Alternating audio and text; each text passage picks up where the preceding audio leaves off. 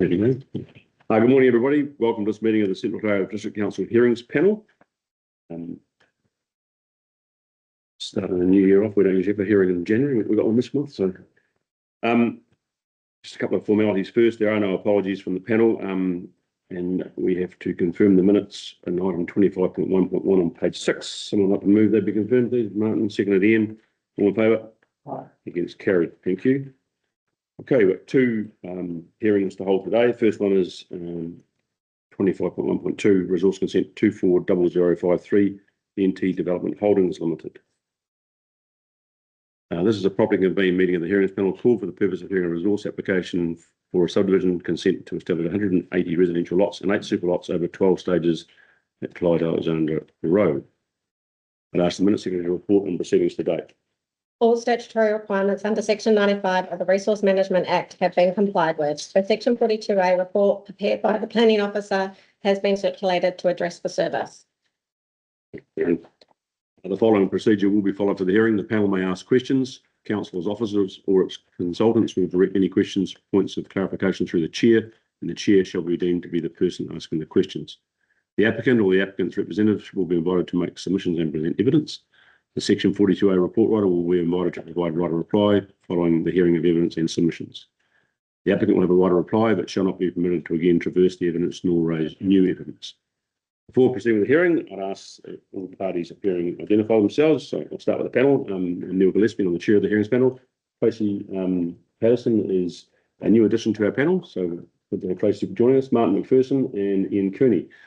Karen looks after all the admin stuff. Anne Rogers is our advisor to the panel, and of course our 42A officer, Adam Vincent. That's us. Morning, Mr. Chairman, panel members. My name is Sean Dent. I'm a resource management planning consultant with Southern Planning Group, and I'm here today on behalf of NTP Development Holdings. Morning all, AJ from Southern Land. So we're looking after the surveying, civil engineering side of things. Thanks, Bob. My name is Paul Ridgely. I work for Insight Engineering as a contaminated sites scientist and living in NTP. My name is Marcus Brown. We've got AJ at Southern Land, so supporting with the engineering technical aspects of the design. Simon Tucker from Fontana. Give us on. Good better for Dean Christie Tapanua, Dean Christie, National Development Manager for Waitahi Project.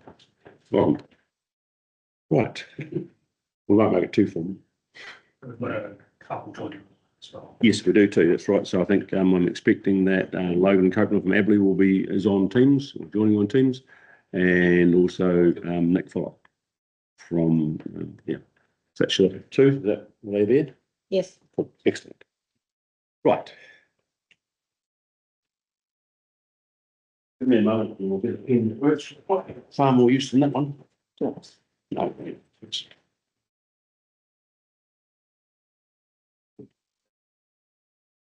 Right. Can I ask for a motion that the Section 42A report prepared by the planning officer be taken as read? Move Tracy, seconded Ian. All in favour? Carried. Thank you. Mr. Deal, hand over to you. Thank you, Mr. Chairman. This morning we proposed to take all evidence as read and won't be speaking to any individual summary statements today. Overall, the recommendation in the Section 42A report to grant consent is supported by the applicant, subject to the minor amendments and suggested clarification to the conditions of consent that were outlined in paragraph 50 to 60 and appendix C of my evidence. And this respect, I confirm I'm happy to respond to any questions from the panel on the proposal. Thank you. Thank you. Doing it that way could mean we could be all over the place with our questions in terms of who's going to answer them, but I'm sure you can put the question to the right person. Probably to start off, the first clarification I want to make, and I'm just not too sure. As you can imagine, it's a thick document. It had reports and it had revised reports and everything to go through, so it was a little bit confusing in times. The two affected party approvals from Transpower and the New Zealand Transport Agency. The Transpower one has conditions on as providing their consent, which I'm assuming there are no issues from the applicant about. It's correct, state their conditions, they are agreed and they've been included in the appendix C conditions on evidence. And the other question is that the plans that they've signed off on are the earthworks plans only. What I want to make sure is that they were the latest versions that we've got today that they've signed off on.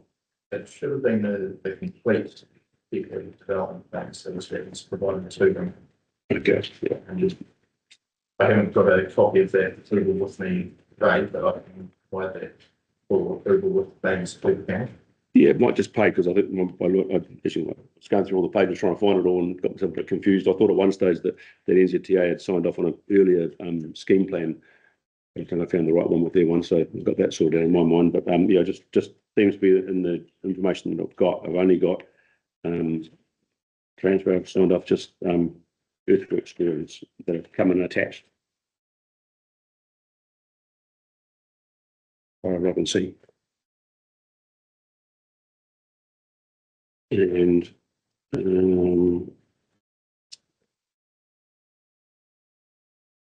yeah, NZTA had the right plan, so yeah. Yeah, so it would be good just to make sure that is confirmed. I expect won't make any difference at the end of the day, and they've lodged their concerns, and they're what I would expect Transpower to be interested in as well. Just waiting to confirm that, what you say. Yeah.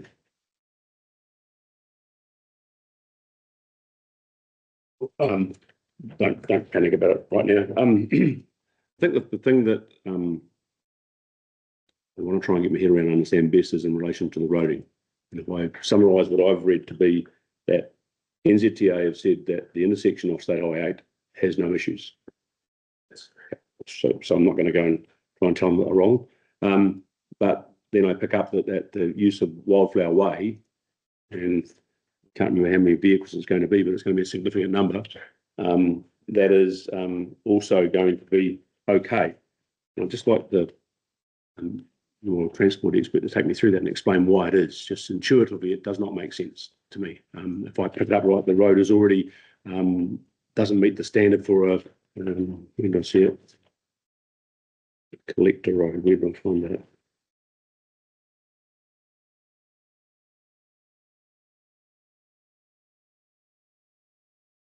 Yeah. I'm not sure where I read it, but it talked about the standard for the road changing from one to the other. It must have been in your evidence, I think. I think it would certainly be in my transport assessment, I think, which has a, just trying to have a look at it now. Let's bear with me for a moment. I'll try and find what I highlighted it on. Here it is on page 21.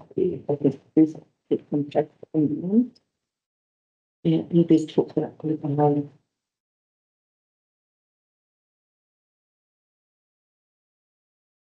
Now to your road and collector road respectively. Yeah, so somewhere I read that it's going to change from an arterial road to a collector road, the other way around, but it's going to be at not meet the standard, council standard of being that. So just want someone to try and take me through that to explain how that's going to work. Yes. Yeah. Mr. Fuller. Yeah. Can you help me out, Mr. Fuller? Yes, can you hear me okay? Just a moment, we can't hear you. Okay.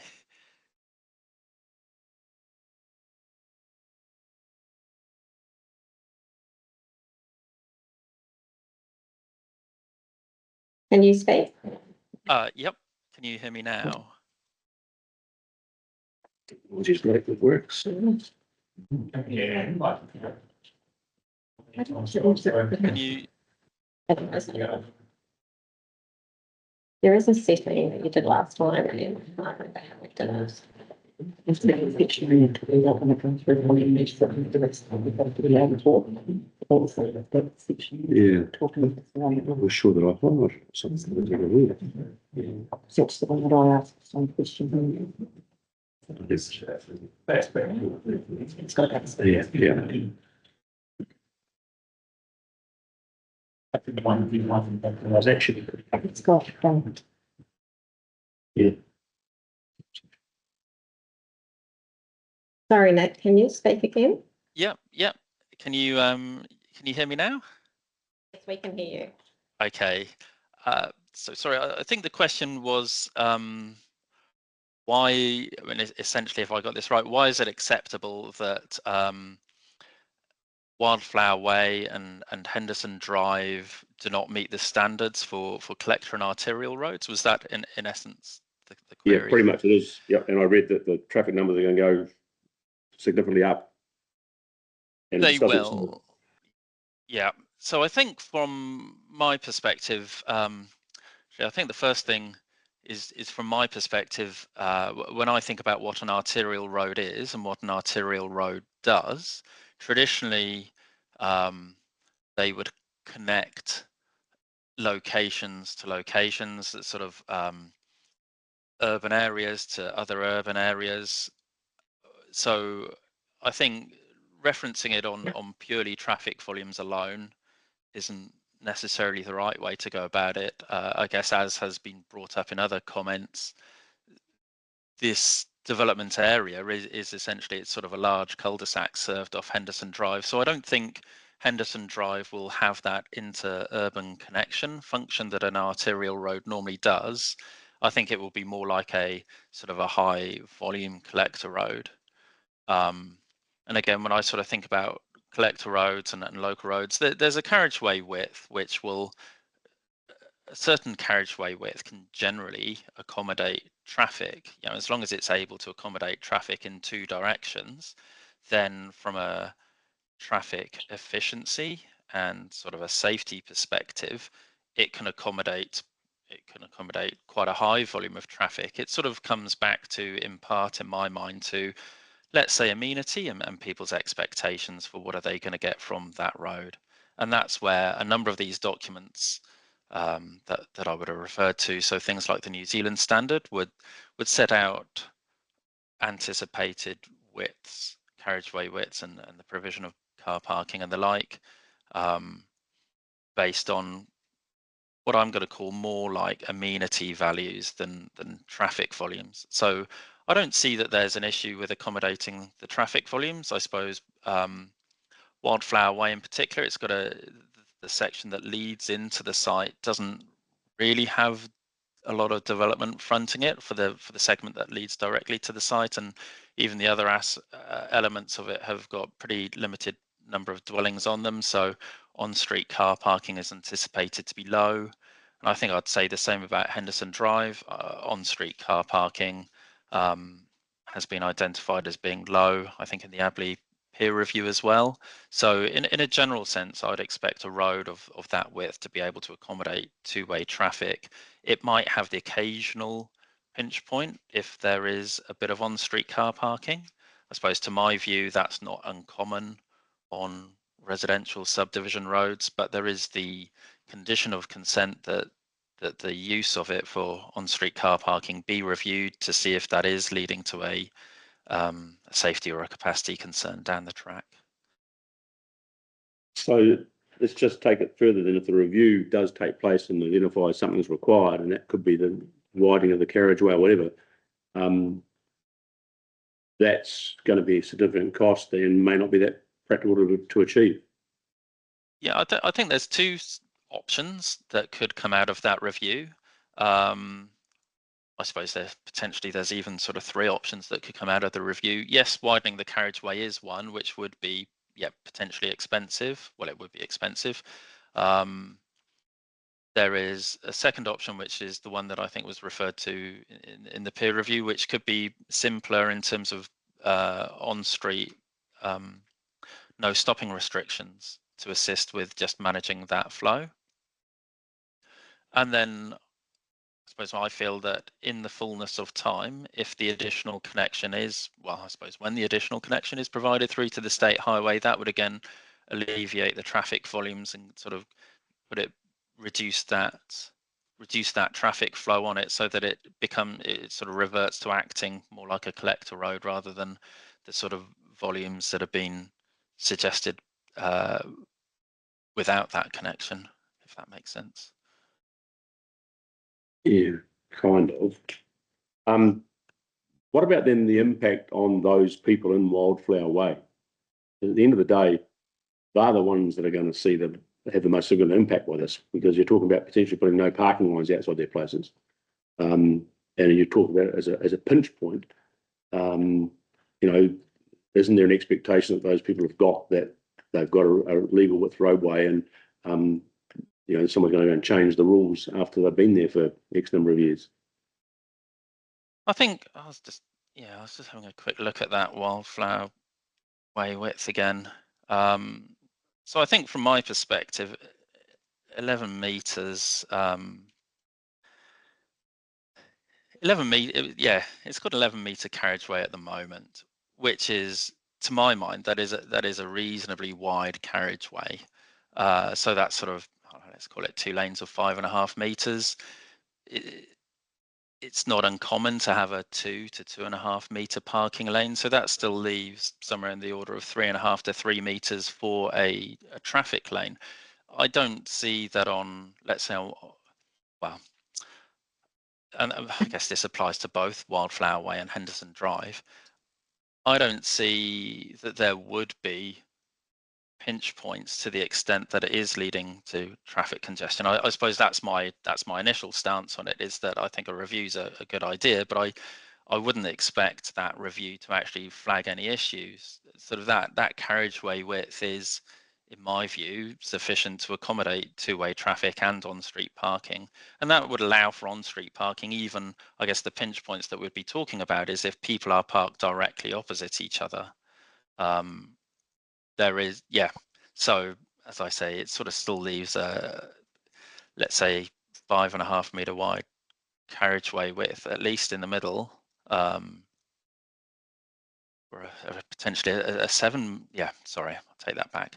If you've got parking on both sides of an 11-meter wide carriageway, it leaves in the order of 7 meters to 6 meters width for two-way traffic, which is more than ample for two-way traffic to occur on those roads.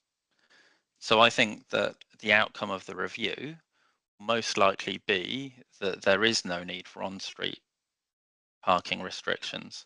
If there is a need for on-street parking restrictions, I wouldn't necessarily see a need for it to occur on both sides of the road, because then that would be quite a wide carriageway with nothing there to sort of slow you down. I think that could actually lead to some undesirable effects in terms of, you know, an 11-meter wide carriageway is likely to encourage higher speed. So I would have thought you would want to retain parking as a minimum on one side of the road, just to try and have that look and feel still of a residential road.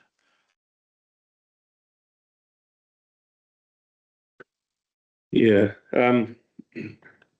So the impact that no matter what happens, whether it's a change in parking, no parking, some parking, a considerable number of more vehicles using the road, what about the impact on the people that live along Wildflower Way? How's that going to be picked up in terms of access to their property and getting in and out, traffic noise? I couldn't really, I couldn't really talk to the traffic noise aspect of it.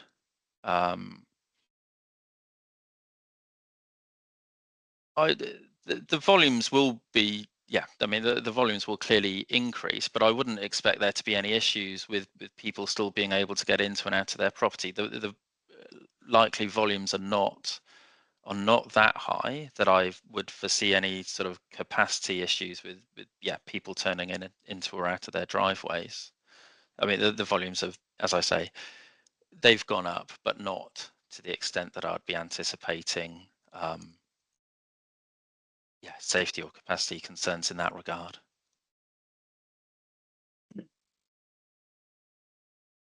Somewhere I did read the traffic numbers, what they currently are and what they're going to be, and I'm just not able to find them. It's a significant jump. It is. I mean, it is a jump based on what is currently a low volume. I think that's, I suppose that's my sort of take on it. I guess the increase as a result of this development would be, I was just having a look for the numbers there. So they will increase by about 200 vehicles an hour in the peak hours, which is undoubtedly it's, it's definitely busier, but in my view, it is not busy to the extent that it leads to transport issues.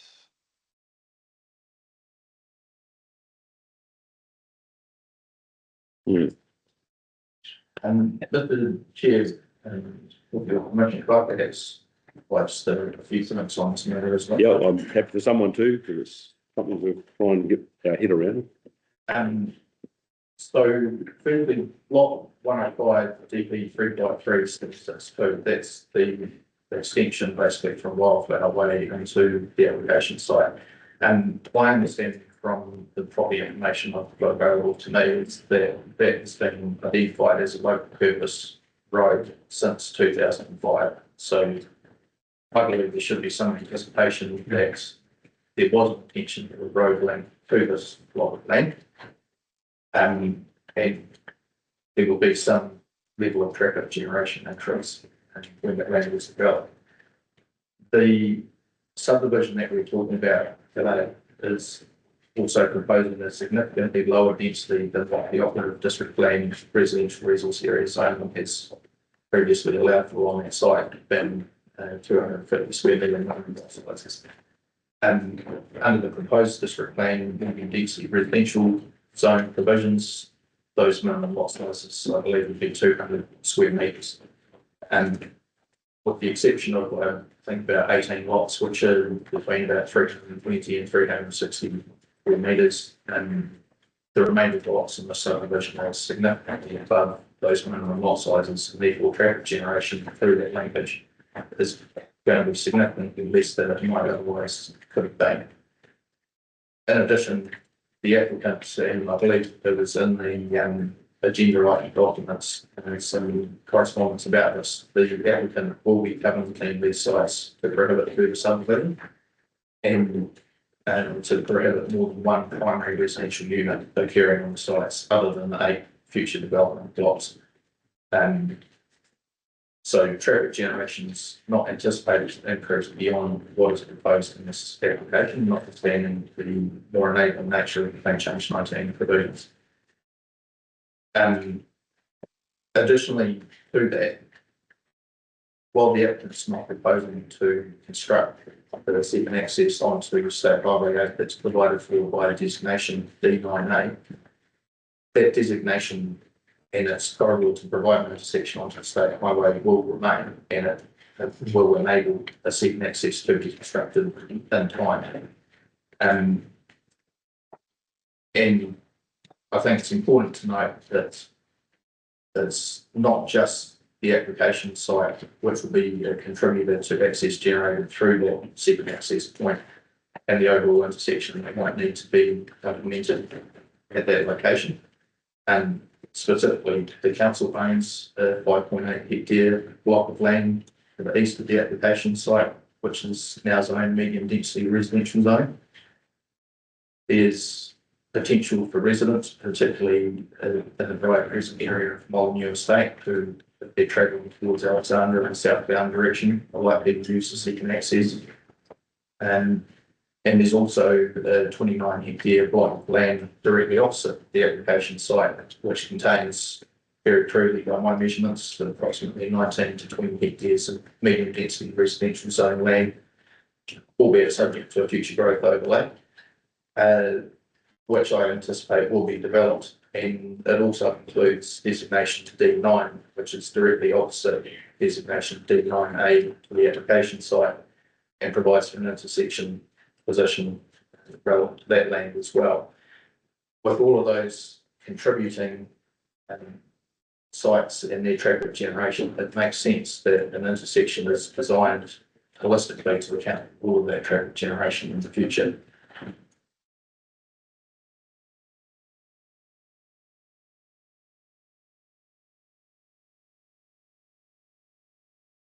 So just followed the bits of land you were talking about, so I know the particular parcels, but so with designation 9A, if in time the road is extended to State Highway 8, will the standard road 1 be sufficient my understanding is it is, but it's possibly a question from Mr. Fuller. Yeah, maybe if Mr. Fuller could confirm just that Yes, yes, the width of road 1 would be sufficient to accommodate that linkage through to the state highway. So what sort of road would that be considered to be if that goes ahead? Would it be a collector road or would it be an arterial one? That would be a collector.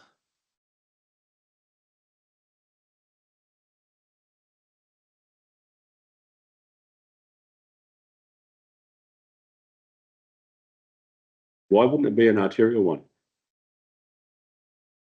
Again, well, I suppose there's two elements to that. One is that if I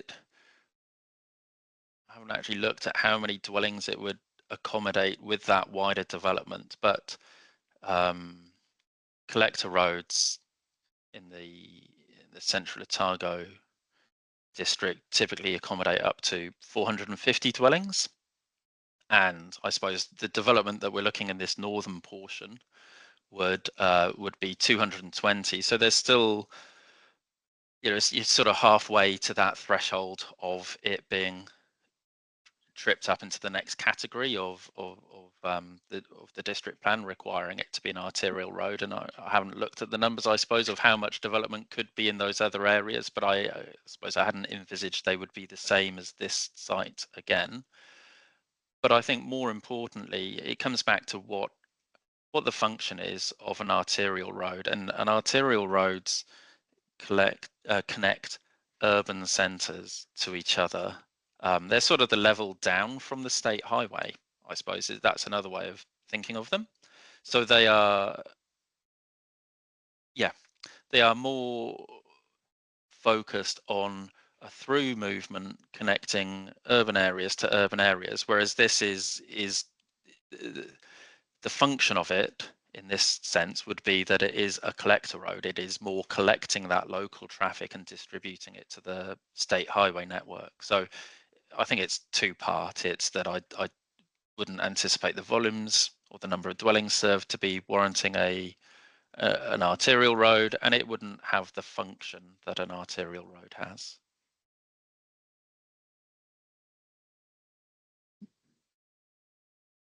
So with one access off Henderson Drive, that's going to become a secondary district arterial road. Well, the review identified it as having the volumes of a secondary district arterial, and yep, I could agree with that. I don't believe it has the function of a secondary district arterial. Again, it's not connecting urban areas, it's collecting traffic from this area and distributing it to that state highway network. But won't it, under the proposed subdivision, won't it be actually doing that, connecting to other areas by using Wildflower Way? Isn't that then what tips that to be that? Or I misunderstood that? No, I mean,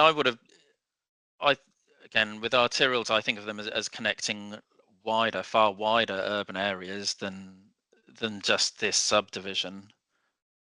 And it,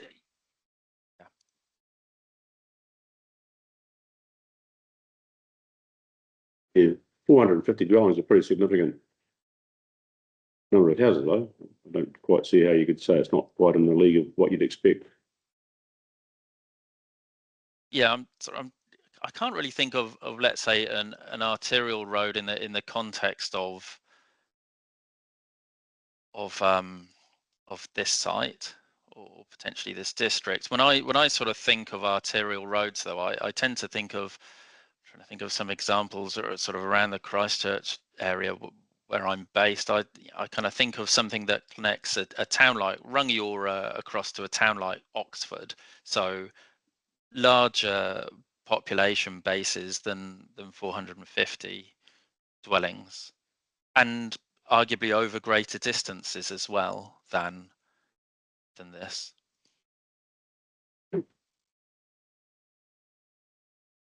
So with the doubt that's there, I think even with the traffic expert saying you think this might happen or this could happen, this may happen, a review might force something else to happen. Isn't there a really simple solution right now to put the access to the highway and make that a separate entranceway with what's already envisaged through the designations that are there and the other land that's zoned for residential eventually? Does it not make sense to do it now and get it over and done with?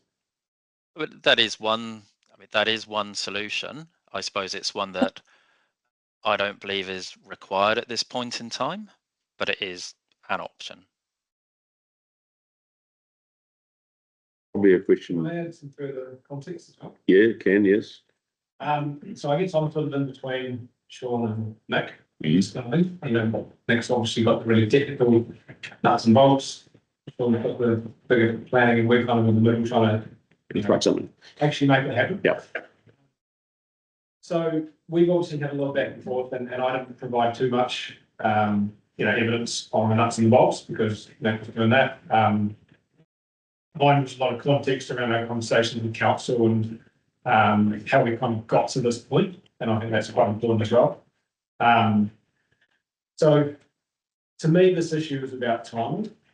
It's not about the need of it or not. I think there's agreement that it's needed. It's just when that's needed. And obviously, in our opinion, it's not needed now. There's already provision through wildflower.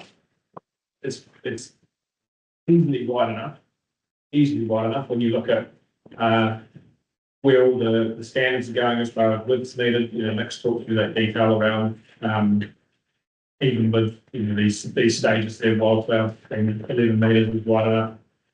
There's obviously 2 existing wildflower way residents that would be affected. Everybody else comes off the side road, but they could be. The effects on them could be mitigated, like Nick was saying, with some keeping parking on this on the road and still allowing adequate width through to the development. Isn't there really 6 Wildflower Way residents? There's only 2 that actually access directly off. So Oh, I see. Yeah, okay. But technically, there's going to be an amenity issue for 6. they're going to have Yeah, traffic. Correct. Yes, they're going to have noise. They're going to have more movements, but for them, actually accessing off that, off Wildflower, there's only 2 driveways. Yeah, I understand. And so obviously, yeah, it's a timing thing going. This development causes some effect, but at what point in time does the state highway intersection, which as we know is a major piece of infrastructure, what point in time is that needed? And obviously that's why there's the condition that's been agreed to and so far, which is basically saying let's monitor it and see what happens, and at that point in time then we can make that that decision rather than getting carried away with all this extra infrastructure. And we've had discussions with council saying, look, they don't want all this extra, all these extra roads, all these extra infrastructure they have to look after. It's all very well the developers building, and that's the act on the council and others to look after. And obviously it's state highway, but you're still going to have the connecting to the state highway the companies to look after. So yeah, it's basically a timing thing, and the better option is to monitor it and at the right point in time, there's a tipping point for when it needs to be done and include all the rest of the development like Sean's talking about. And if I could just comment on that too, Mr. Chairman, and obviously I said before, there's a range of land holdings in the area that are going to contribute to the level of traffic generation that will impact that level of intersection design on State Highway 8. And again, I believe it makes sense to consider that holistically and design that intersection to accommodate with that development plan in the future. The important thing to remember with this application as well is that the applicant's seeking a 10-year term to give effect to this consent. So the result shouldn't be a reminder to grant the consent. There's not going to be 220 odd dwellings constructed on this property in the next year. This is a long-term development, and over the course of giving effect to that consent, a comprehensive intersection design onto State Highway 8. So who pays? Depending on the different scenarios that it plays out here, who pays? So through the Section 42A report, it's been identified that the applicant will have a $281,000 plus GST road contribution, which I would imagine some of that you can decide as a commensurate payment into those infrastructure costs. Yeah. I'll climb back out of the rabbit hole. If someone else have a crack. I guess just picking up just from where Neil left off, and this is obviously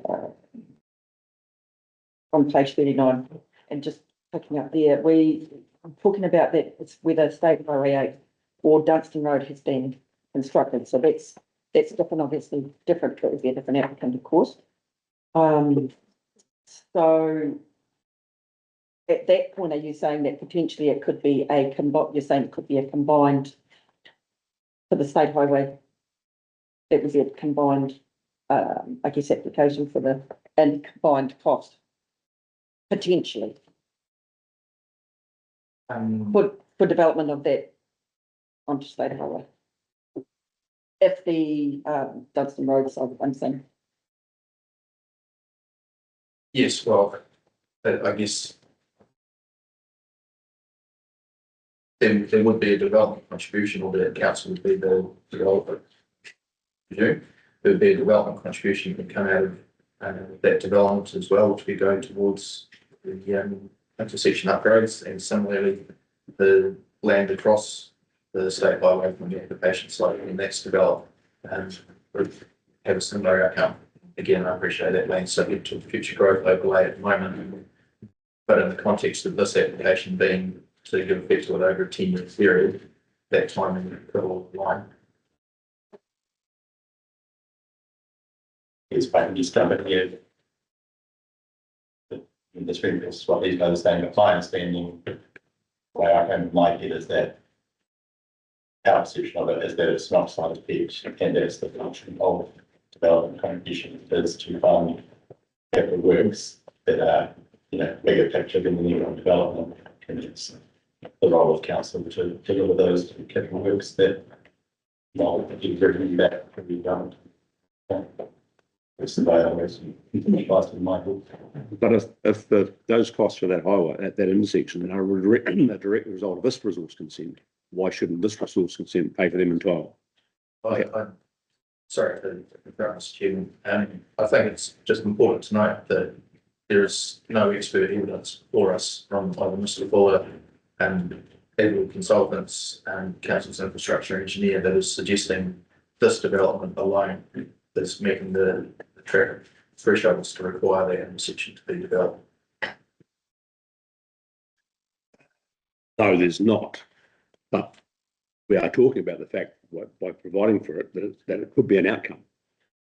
So whether there's expert evidence or not, I think is irrelevant. It could be an outcome. And what I'm trying to get down to is saying, well, that is the outcome it ends up. Who's going to pay? Because if it's a direct result of this application, which it will be, if it goes that way, then surely there should be a cost to this application.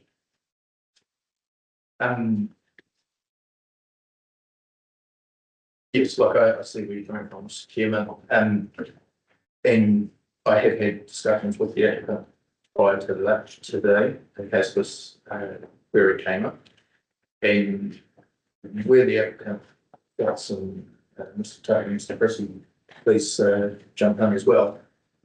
If the panel were to find that this proposal could progress on a non-notified basis, and if there's some commitment to the proposal of this secondary access onto State Highway 8, and the applicant position is that they would be comfortable with a fixed contribution commensurate to the demand that would be increased by their development, and agree that with council. And we have had some discussions to that effect with Mr. Peniel back in September this year. And then ultimately the expert evidence, like I say, has not indicated that this development on its own requires access to be put in, and that matter didn't progress any further.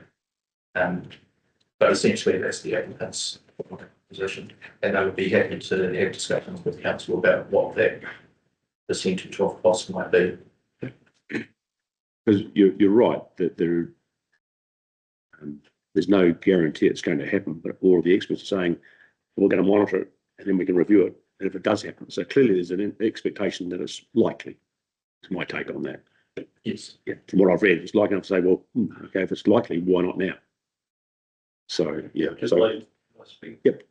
Similarly, the review at the period of time where it's at 65 or 85, whatever the number is agreed, could find that there is no, and the demand could be brought forward by the development further to the east, or in fact to the south or southeast, at which time whoever does that development, arguably its council, would be the development that triggers that outcome. So that's why we're saying there is an opportunity, if we go down the non-notified consent path, that we can come to a suitable apportionment of demand, because there is a high likelihood, from what I read in the evidence, that whatever number we pick, 65 or 85, that it won't trigger an outcome that you're talking to everyone. Yeah, and that's the problem, is the expectations, but we all know that it doesn't generally work that way. Sometimes it's better, sometimes it's worse. Doesn't usually end where you want it to. And I think it's important that in terms of the cost of this development, that they lie where they should fall, feeling. Trying to look into that crystal ball and work out what it is going to be difficult. Thank you. With what you just said, we probably need to pick that up as part of your reply, just so it's quite clear what's being proposed or offered. Yeah. Panel, any other questions? Clarification from Nick. You mentioned that there was an increase by 200 vehicles per hour during peak times on Wildflower Way. Was that assessment taken on the point of 220 lots? No. Yes, that, yeah. That's correct. So I think, I was just having a bit of a look through my report. So yeah, that was on the actual increase was 198 vehicles an hour was predicted, and that was on the basis of 220 dwelling subdivision. So that includes the lots and the anticipated development of those super lots.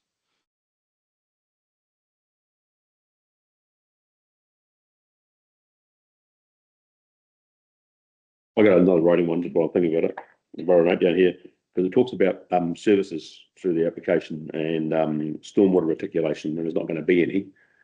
And I picked up that so does that mean the roading network stormwater is going to go to soak pits? Correct, yeah, just like it does across the whole district. It'll be soak pits throughout the subdivision. So no reticulator, no fight network. It's catch pits for soak pits within the burns. Okay, it's not quite the whole district. Brom's got a pretty good stormwater network on the roads. Yeah, so okay, that's all right. So yeah, no, that's not said as being a good or a bad thing. It just is. Yeah, exactly. Yeah, thank you. I have a change of direction here.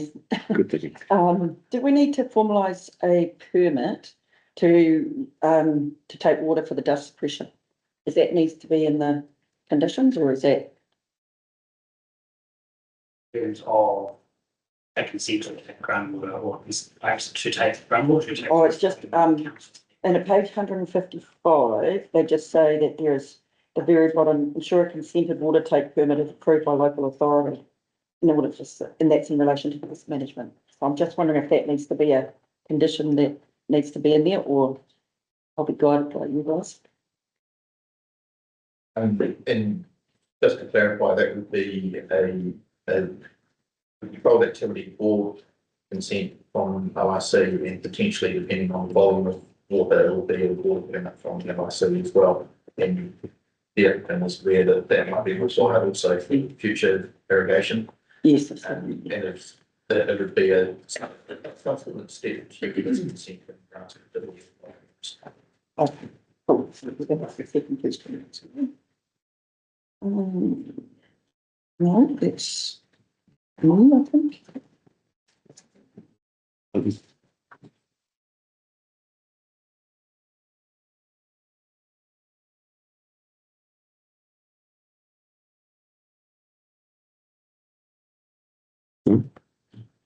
Yeah, I have some questions around the lead. no. Originally, the evidence that the lead on stay in the stage 5-6 area was overflow from a rifle range that was off-site. And it was an adjacent clay target shooting range. Yes, that's correct. So the amount of legal overflow itself isn't actually been assessed. It has been assessed in quite substantial detail, and perhaps Mr. Mitchell provide some comment on the investigations that he's undertaking. Yeah, it's in the report, but I have to explain any part of the work that I've done. If you can just go. Okay, I started off with a literature review to understand whether anyone else in the world has looked at gun ranges before. And it turns out that they have been studied internationally. There's several papers in scientific journals discussing the distribution that can be expected from various different designs of gun ranges. The particular range that was present here, which you might remember the Riding to Disabled buildings. So that's what the property that we're talking about, but that was where the gun range activities happened, and they were shooting towards the south. The technicalities of the shotgun shells and the size of the pellets mean that by the laws of physics, the pellets can only travel a certain distance.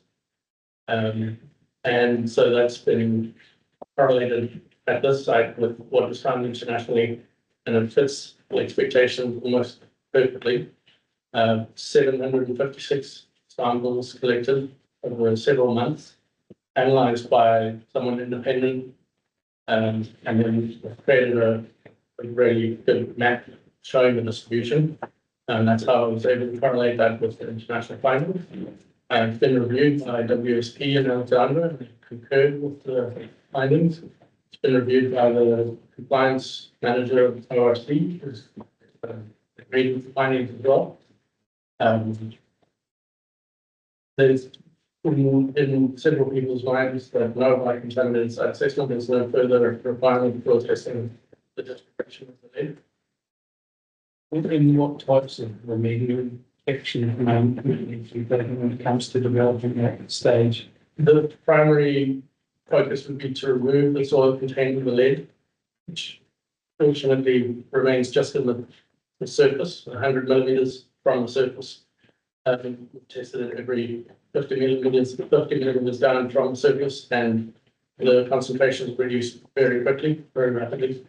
It's also been found internationally that lead isn't particularly mobile in soil, so it hasn't spread down into the deeper layers where it's been deposited. So focusing on taking away the top 100 millimeters and doing something else with that's appropriate. So there's several different options which have to be addressed in the remediation option study, and with the wider development to make sure that everything's phased correctly and made most efficient that it can. There are no restrictions to the remediation. It's very, very straightforward work and can achieve thousands of Site. It's one of the options, there are many options. So let's pick up on that. In Mr. Dent's evidence, in paragraph 36, he talks about ORC consents. And he finishes off saying no consent was required for disturbance of contaminated land, as there is no lead contamination within these stages. I've taken these stages. I mean, is that a perfect? That's a typo on my behalf, Sir, and no consent was required from ORC for the residential earthworks that were applied for on-site run through fire. Right. And at this stage, we haven't applied to ORC for residential earthworks consent, so stages 6 through 7. And we were applying residential earthworks on consent to this contaminated site and once the remedial options have been confirmed. Yeah, I just was, and that's the way I'm reading this, where it's not quite. Yeah. But what you have confirmed, Mr. Midgley, is that there is lead contamination. There will be a consent required. Something has to be done with it, and that's a given. I don't foresee any issues with remediation. And also the conditions of consent for the subdivision require that a site validation plan is provided at the conclusion of the remediation to make sure that there is no risk to human health. Yeah. And also the land use conditions for the NES contaminated soils also require the applicant to submit to council site management plans and assessment of what those remedial options are, the remedial options report and the remediation action plan. So it's not, no one's saying that there's no issue. There is an issue, there is leak contamination, and by the conditions that proposed, that will be addressed as it needs to be under the NES. That's correct. That's And there's the additional comfort that there's original council consent process to go through for some works as well. so. You mentioned the word comfort in councils. I thought went somewhere else, but I should just keep that out of it in the meantime. I have a question in regards to, the footpaths. Now, they seem to be a hot topic around this district and the lack of, and also the maintenance of such. And I just noticed that a lot of the discussion does focus on just one footpath. Really like to hear a little bit more why you wouldn't be proposing having footpaths on both sides of the road, where that was not allowed for. Yeah, sure. So, we've had, as you've sort of seen in my openings, quite a few meetings back and forth with various councils, staff, with an engineering partner, within the reserves department. And so we've, for a bit of these are our, proposed cross sections with but also footpaths where we're going to have them. One of the feedbacks, and I haven't actually got an email, but one of the feedbacks was that they didn't, the reserves department didn't want extra footpaths if we didn't need them. So that's why we kind of kept it to a minimum. Obviously, there's been feedback about, particularly, I think, road 2, the main road going through.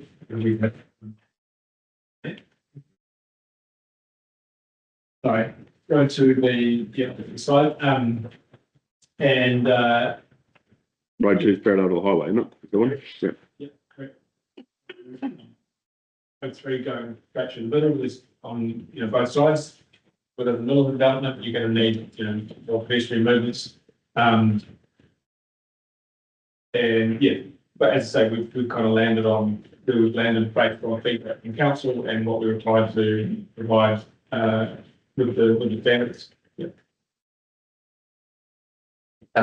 If I could just add to that as well, having only one footpath on that road is a concern for the hearing panel. And my understanding from Mr. Brown and Mr. Brown is that the legal road reserve width is wide enough to accommodate a 70 footpath, and the applicant would be having the condition of consent that's provided and demonstrated that the engineering acceptance time if necessary. Thank you.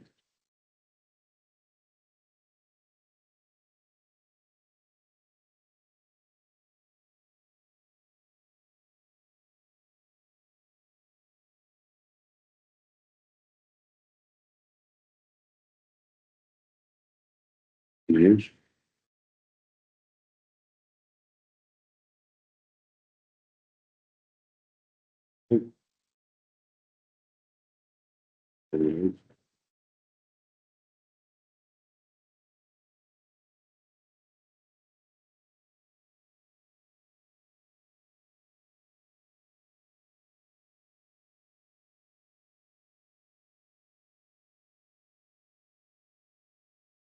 No, I don't think I've got anything else. None of the panel have got any other questions?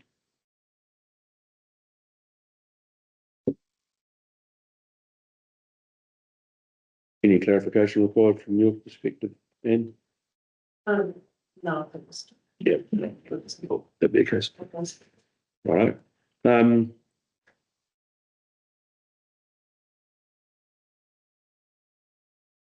Nothing else you want to add, Mr. Dent, from your team that we might have missed? Any questions you thought we were going to ask we haven't? I'm happy to tell me. No, I think we're fine now. Mr. Right, Mr. Vincent, author of the section 42A report writer. You can respond to any matters raised in the evidence, or also to indicate whether the original recommendation still stands or you wish to amend.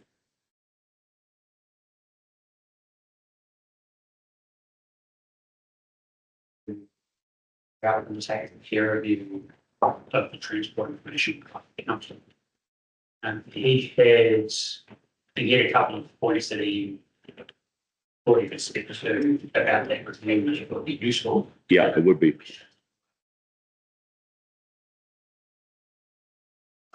Yep.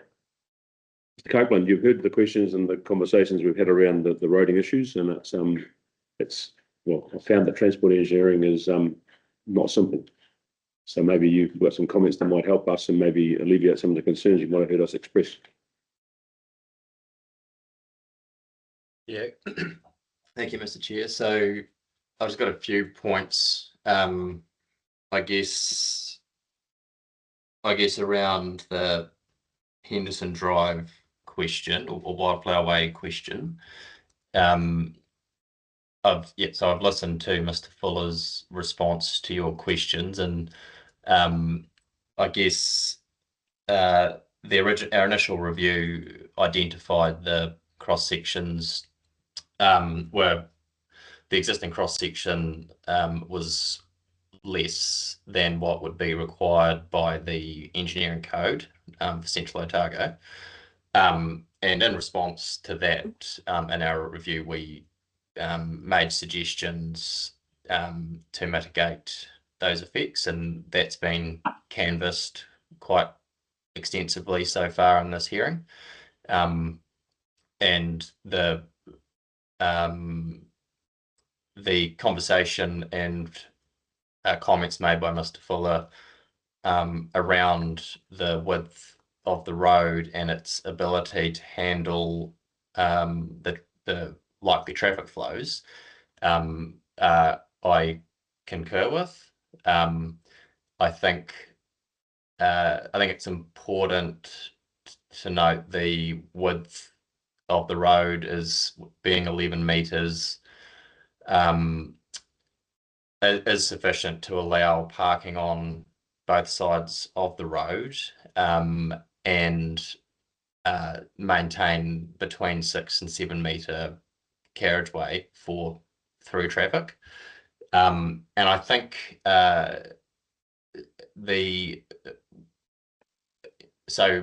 noting that the traffic lanes and the standard are required to be 3.5 meters wide each.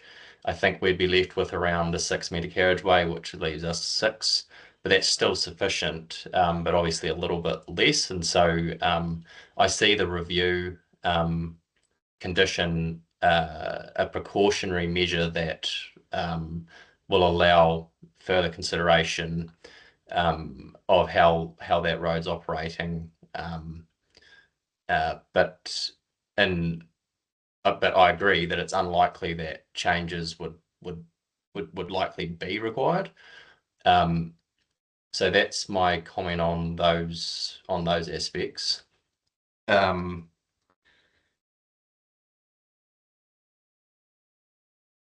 I think the other thing that feeds into that discussion is the capacity and operation of the State Highway intersection, Henderson Drive, State Highway 8. So when we initially reviewed the modelling that was undertaken by Mr. Fuller, and coupled with the wider impacts that we've been discussing around the road formations, the modelling had identified some delays, I think, around the level of service E, which we thought was getting relatively high and warranted further consideration. That consideration was given, and additional traffic data was acquired, and the data showed that through flows on State Highway 8 were lower than what was originally modelled. So I guess what's happened from there is we've tested that, and the intersection with that updated data would operate at worst level of service C on the Henderson Drive approach, which in our view is entirely acceptable. So I think those two matters combined with the issue of resilience, because from a roading or transport network perspective, it's generally, I would say it's generally preferable to have better network permeability. But we're comfortable that an emergency access, which has now been offered by the applicant, assists with achieving that where required. And I think considering that in combination with how the intersection is going to operate from a capacity perspective, that's where I've landed with my opinion. So all my fears are unfounded.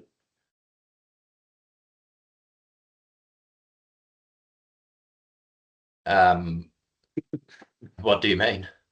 Well, the trouble is when you've got experts telling you that it's all good, and you've got someone like me who's not an expert going, this doesn't feel right.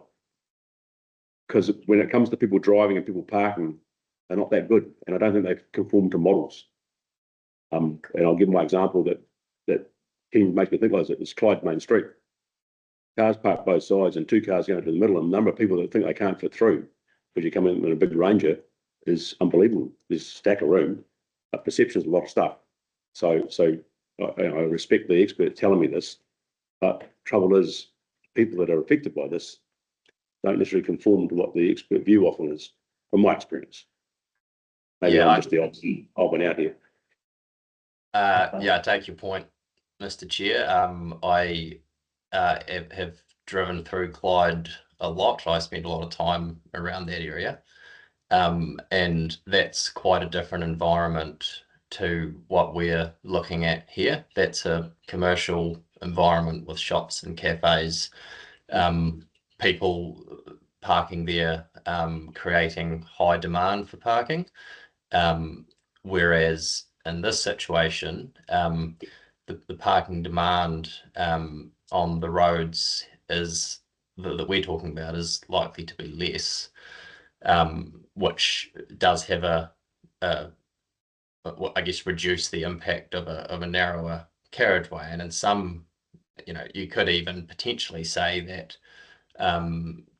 cars parking on either side of the road, reducing the width of the carriageway, creates a degree of side friction, which helps to reduce traffic operating speed, which is likely to lead to better safety outcomes as well.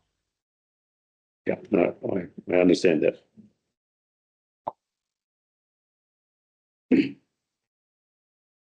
So to sum up what the experts are saying is that the roading design's fine. Nothing to see here.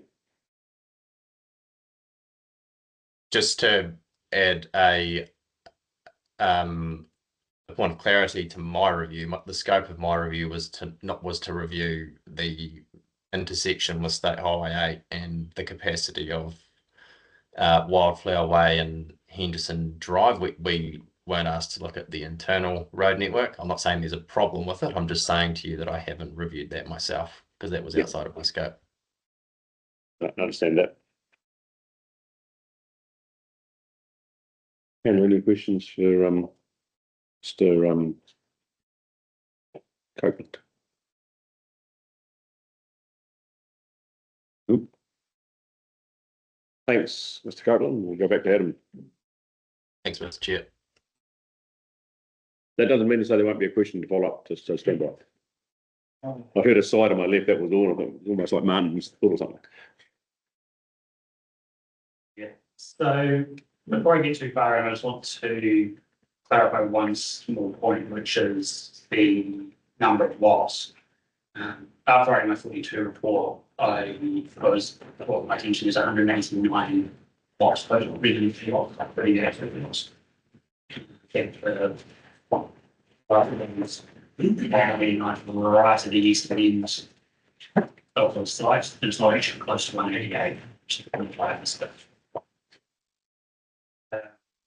Regardless, my assessment was undertaken, well, subdivision as a whole, not just focusing on there being 180 lots, but I don't consider that to severely impact anything that you've heard today. It's just one addition from what was in both my and Mr. Cassidy.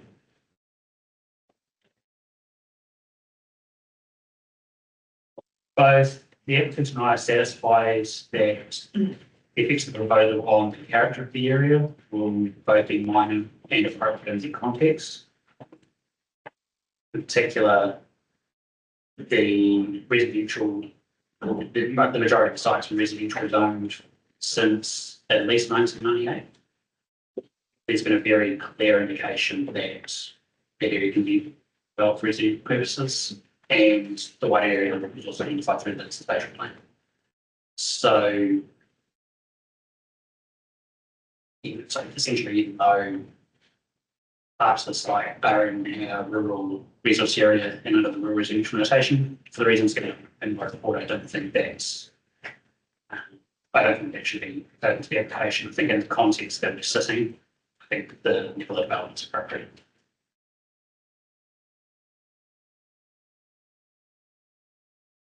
Finally, I'm going to spend most of my time talking about access. As outlined in my 42 report, I'm broadly comfortable with the internal oriented design. And so I'm going to focus on the connections to the development area. Essentially, my conclusion remains unchanged, but on the balance of the evidence that's available to us, the access arrangement will be functionally adequate and safe. Although measure of investment, which I did identify some potential benefits that could accrue both the subdivision and the wider roading network from constructing a second permanent access to State Highway 8 within designation 9A. So for the panel's benefit, I've given that a bit of extra thoughts and a few more pros and cons to each option, which go a bit beyond what I've said in my 42 report. I still stand by what's in the 42 report. This is essentially a condition. So I remain of the opinion that having second access would be a preferable outcome from a network resilience point of view. It would allow greater choice for road users, reduce bottlenecks, and would allow road users to respond more quickly to potential disruption at any point in the network. As proposed, with having the emergency access point, road users would have to essentially wait until that was unlocked, traffic management was set up to allow them to get out, which would be fine if there was a planned disruption, but that would create more disruption if there was an unplanned event that could block innocent drive, such as an accident. It would also just prevent any potential delays in opening that access up. So, for example, if there's a lack of communication between authorities responsible for it, or there's a technical breakdown where, say, for argument's sake, someone can't find keys or what they need to actually open it up. So those positive effects would include both the residents of the subdivision and existing residents in Molyneux Estate and Elston Park, and potentially future residents elsewhere as well. One thing I do note on that point is in the event that were to grant the consent requiring a second access, like second permanent access before, there is provision in the district plan and policies 15.4.2 and rule 13.6.2 for what are essentially clawback provisions. Where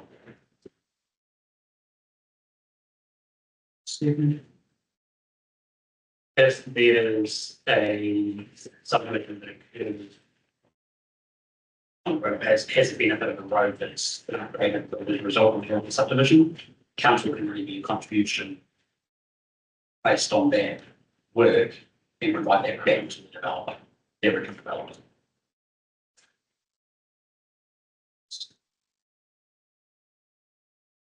As I just mentioned, the MacArthur Road is an example. I think there's a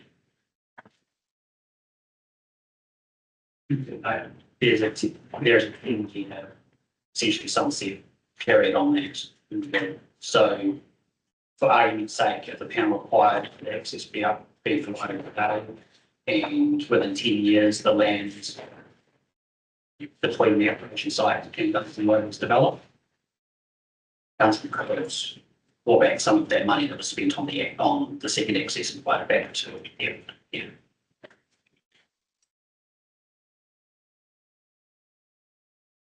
The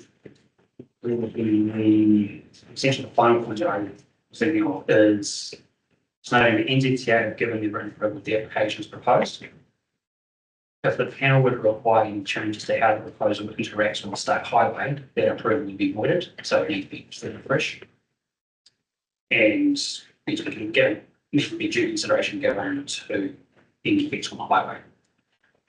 My position on that is if the panel were to require an access without further consideration of NZTA, that condition would be ultra virus because NZTA is the road control authority and the road's a limited access road.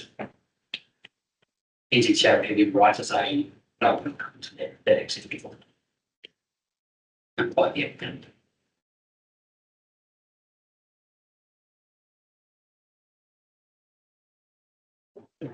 Policy 16 district plan requires access before the standard that's adequate, safe and efficient in regard to current and future likely traffic levels and permitting movement of people and pedestrians. I consider that the proposed access will be less convenient than the alternative of putting in a small protecting access. However, based on the evidence that's available to me, I consider that it will be adequate and will integrate into the existing network in a safe and efficient manner. Policy 16.4.2 also creates essentially what I consider to be a somewhat of a bias towards using existing access points in the sub-highway network in order to manage effects on the operation of those roads. But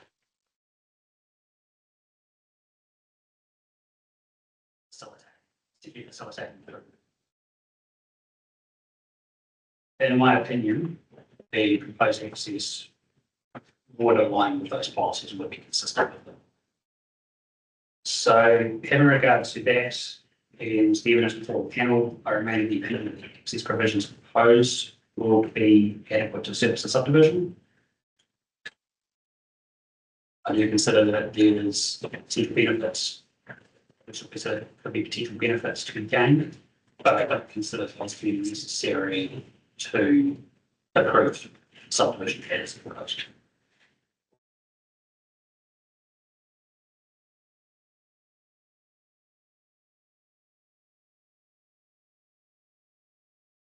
Briefly mentioned, still consider the proposal to be consistent with the existing policies, administrative plan, broadly consistent, inconsistent with some provisions, but those inconsistencies I don't consider to be actual unchanged from my full report, and I believe that those conclusions are challenged by the applicant as well. So I'm interested any further, and I'll just go to the conditions that Mr. Dent proposed in his evidence. Unless there are any questions before I get into that. No, I think you've been pretty clear with your position. So overall, I remain of the opinion that the consent change grants and subject to conditions. The applicants proposed a couple of changes to definition of document, so I'm just going to first go. And I'll go through them soon. The first I'm happy with the proposed changes to subdivision conditions 1 and 4. That's essentially updating a couple of things to reference what the opposite and clarifying that subdivision can be stationed in a number. the completeness, I don't think that means necessary, but it doesn't hurt to have it. It's quite right. Subdivision conditions, that's A, is then proposed to change reference to the northwestern corner to the eastern corner, or the connection of the water into the remake.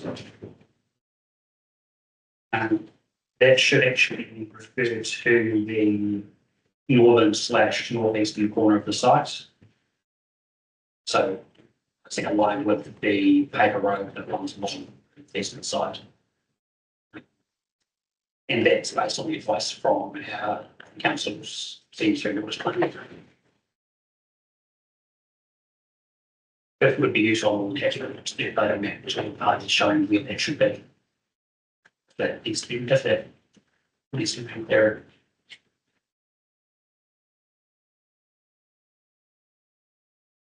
See what confuses. See, I am trying to work out whether you're both talking about the same thing or you're at odds. Be good to know whether.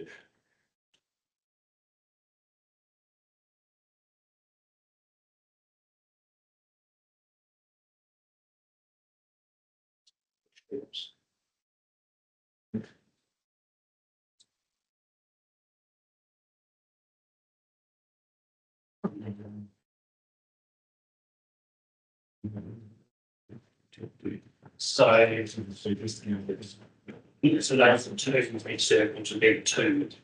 My understanding of two connection games. Yes, that's correct. Good. I believe. No questions. Next one is Mr. proposed. Oh, sorry, just for clarity, would we put that map in any decision? Just seems to provide the fullness so there is no confusion because yeah, And a lot of this can be covered within the engineering. Yeah. Process. To make sure the consent of granted is actually makes it quite clear. So there's no, oh no, I thought you meant that one. No, this one, my northeast and your northwest are different.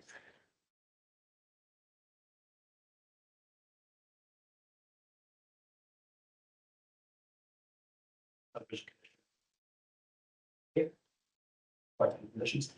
And yes, the planning condition one, like the says, you change the reference contamination from PVG to data site and in association with above. I'm too careful on some finding the way I think that's largely general. Largely semantics, so PVG is to consider that the site was used in conjunction with the clay club. Is that? Yeah. To my mind, it's part of it. It's exactly what it is.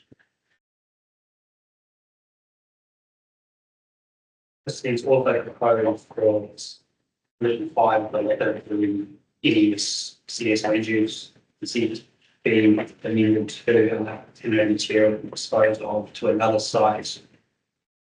And walk us through the communication plan as an alternative to a certain license facility. Based on the information available to me, I don't see why disposal of somewhere other than appropriate licensed facility is appropriate if the risk human health can't be managed through retaining disorders. So there's been no assessment of the adequacy of the alternatives provided in support of that change. And I also note that in paragraph 7 of this evidence, Mr. Midgley considers that the conditions as I proposed were appropriate. Given that, I recommend that condition 5 be retained as proposed in my retail report. If the applicant believes that they can justify different use of non-licensed location for off-site contamination, the off-site disposal of contaminated soils, I think that would be reasonable to argue through a very efficient process under 127. We already have that all relevant information and assessment available to us.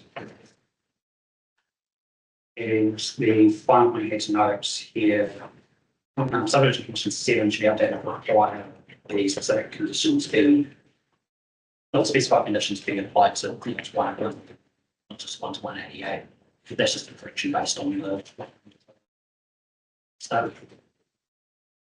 Can I just take you back to the NES one, condition 4 and 5 both refer to The remediation action plan approved under condition 3. Put the condition 2. I think. Commissioner, condition 2 requires it to be complied, and condition 3 requires it to be.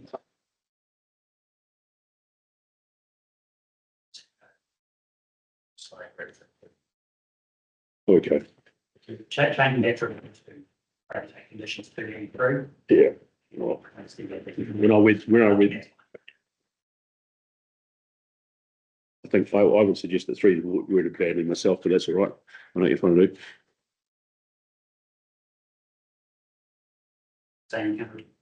Nothing saying can't change the city, Mr. Chair. Yes. Just for completeness, the development and financial contributions assessment that form the basis of condition 6, GG, license 2 for the subdivision, they were both calculated based on the community laws being created that. That was all I had, so thank you very much for your question.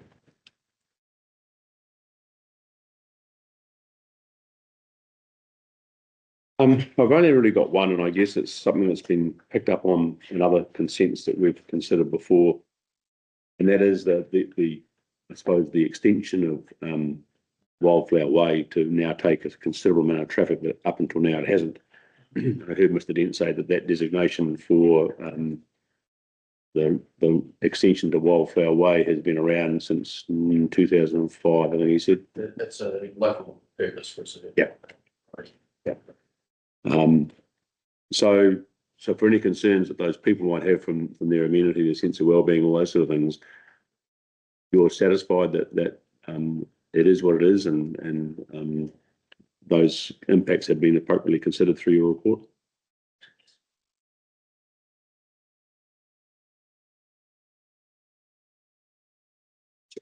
Ask me more about that. Hannah, any questions of Adam? Yeah, there's quite a few in regards to the right of ways that are all, there's varying sizes of right of ways that have been changed from what the standards are. Do you believe that this will set a precedent? And what about the potential for further subdivision of some of those lots given the zoning in the future? In terms of the right way that wouldn't be to council standards. Yeah, that don't meet the 6 metre requirement.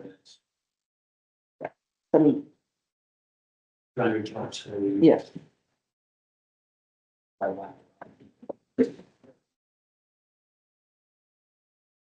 Each time we consider departure from going forward, it's always done on a case by case basis. I have noticed that essentially there's no specific limitations for including compliance. So in that regard, I do think it would be a precedent set in the future. And to add to it,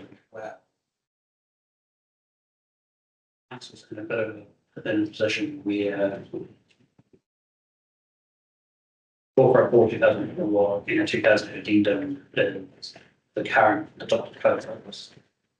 We are currently in the process of developing an addendum to 444 2010 with the expectation that we need essentially being new.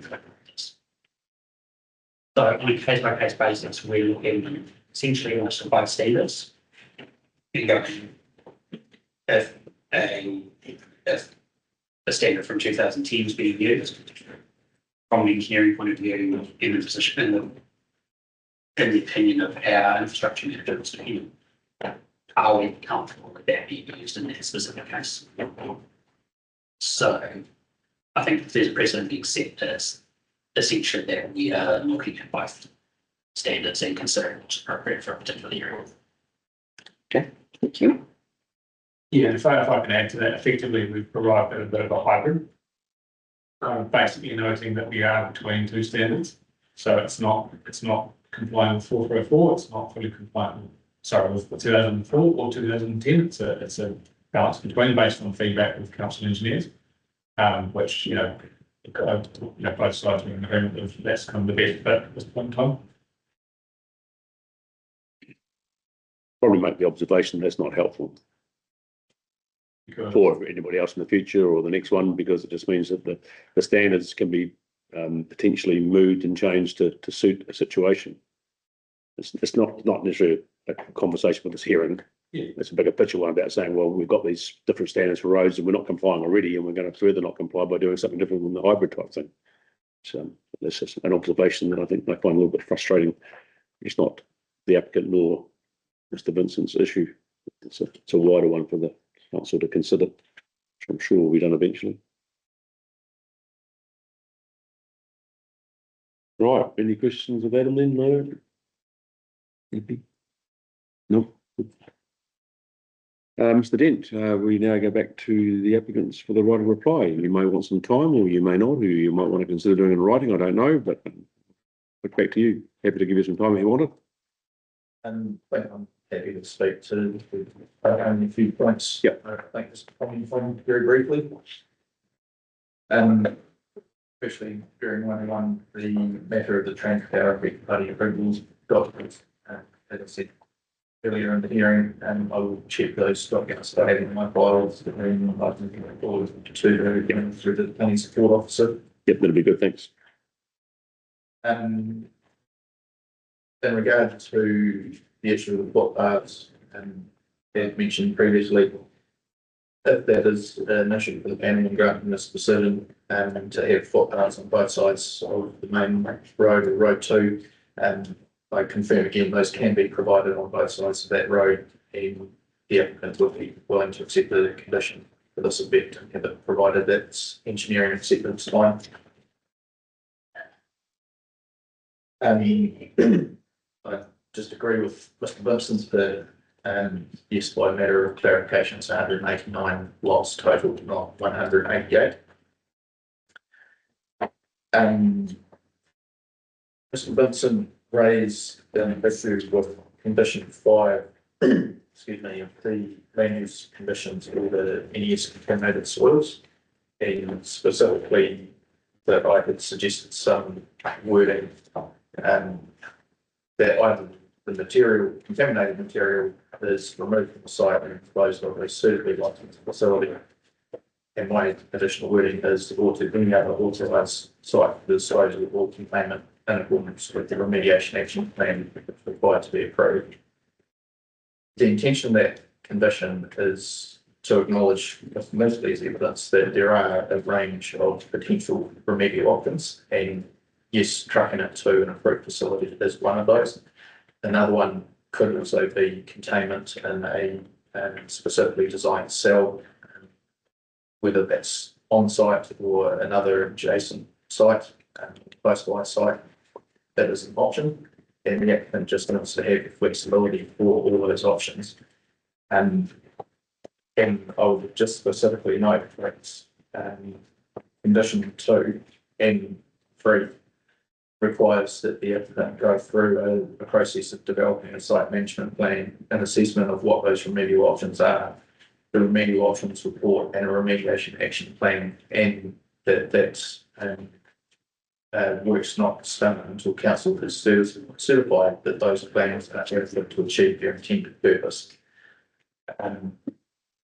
Given that those conditions exist for the options to be presented to council and certified, I don't think it would be appropriate to amend that condition and potentially require the applicant to go through a section of the second variation process in the future if an option other than disposing of the licensed facility was decided to be the best outcome. And I don't believe that would be an efficient or effective process given those conditions of consent.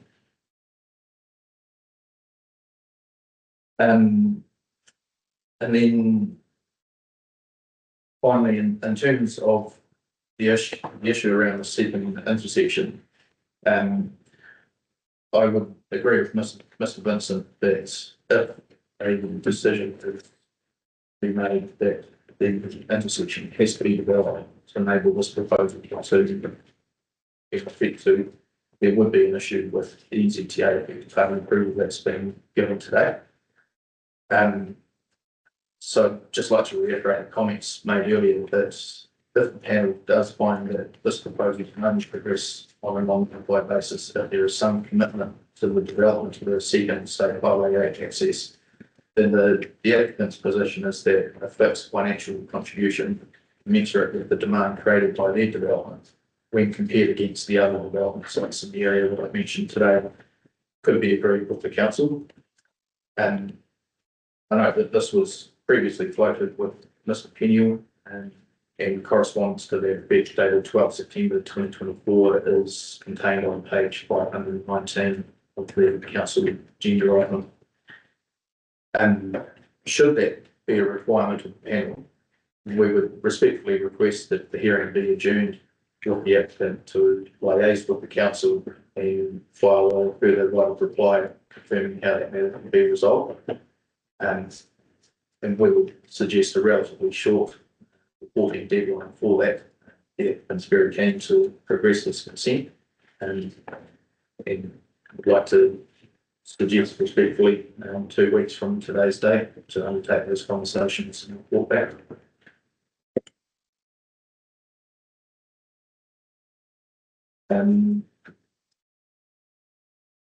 Yeah, that's from the actual topic. Thank you, Mr. Chairman. Thank you, Mr. Dent. Any follow-up questions? Nothing we've forgotten about? Are you all happy? Well, thank you, Mr. Dent, and the rest of the applicant team for being here today. It's an interesting concept, and said with the traffic being a big issue to try and work through, but thank you for tolerating the questions and let's try and get our heads around it all. The decision of the hearings panel is reserved. The formal decision will be in writing and will be available within the statutory period of 15 working days. In the event that the release of the decision is delayed, the applicant will be advised of the delay. The hearing is now adjourned. Thank you.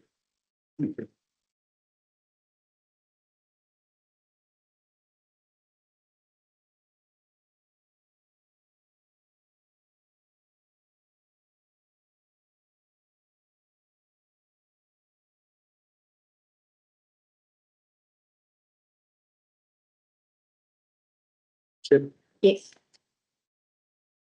Ready to go? Yeah. Right.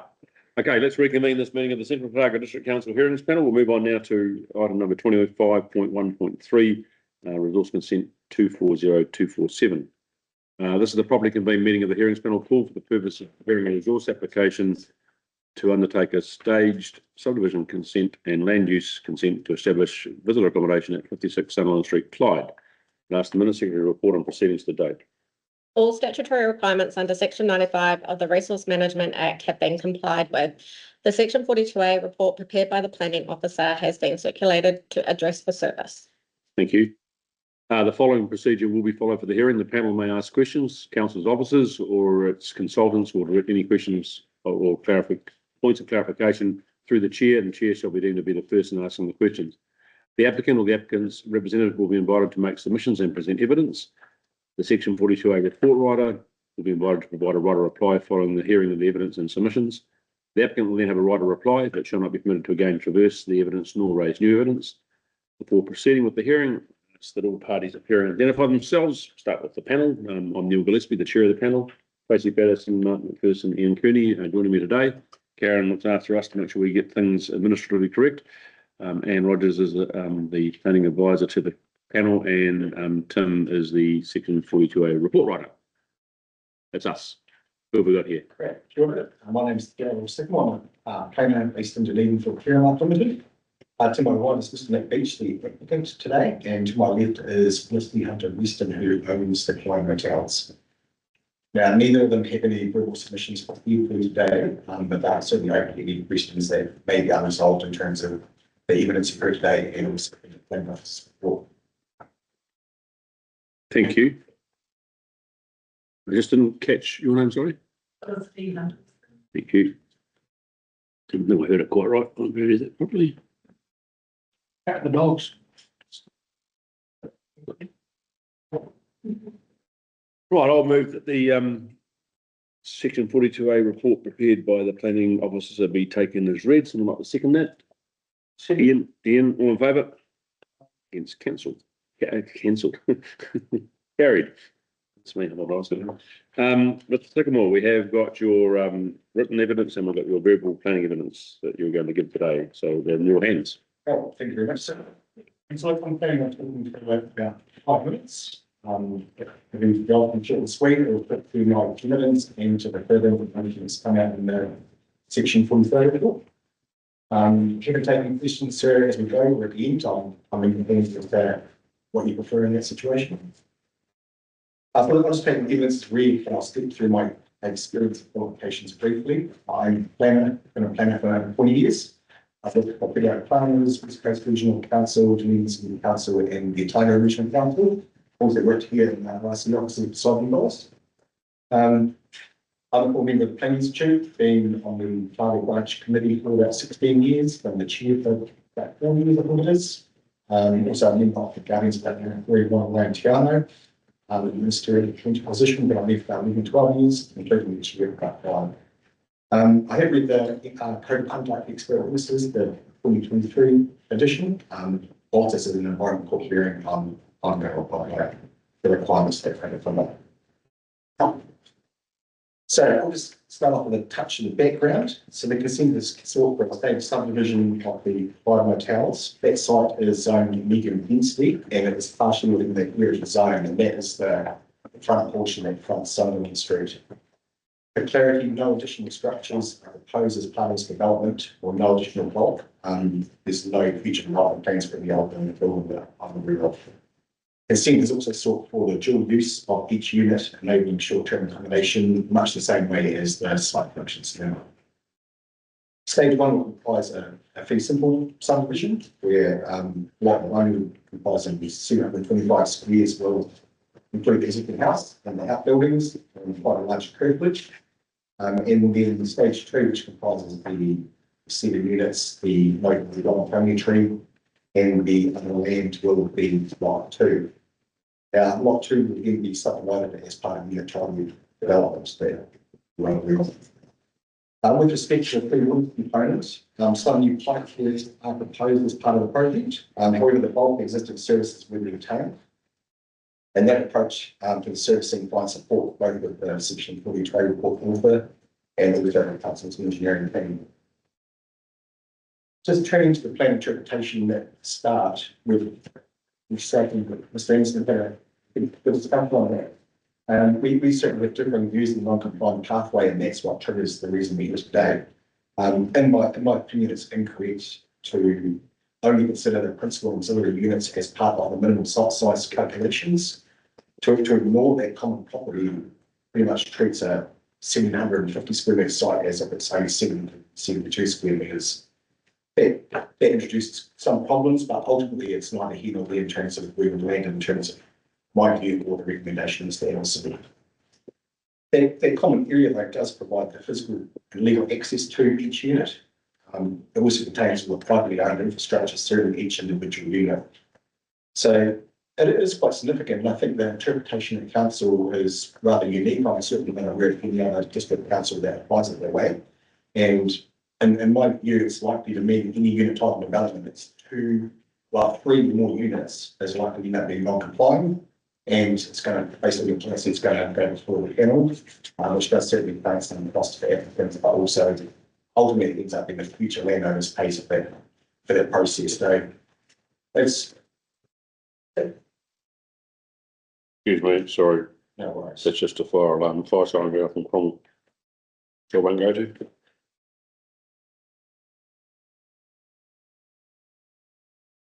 Okay, Okay. But look, I can certainly appreciate Mr. Anderson's directed by the wording of the plan as it is.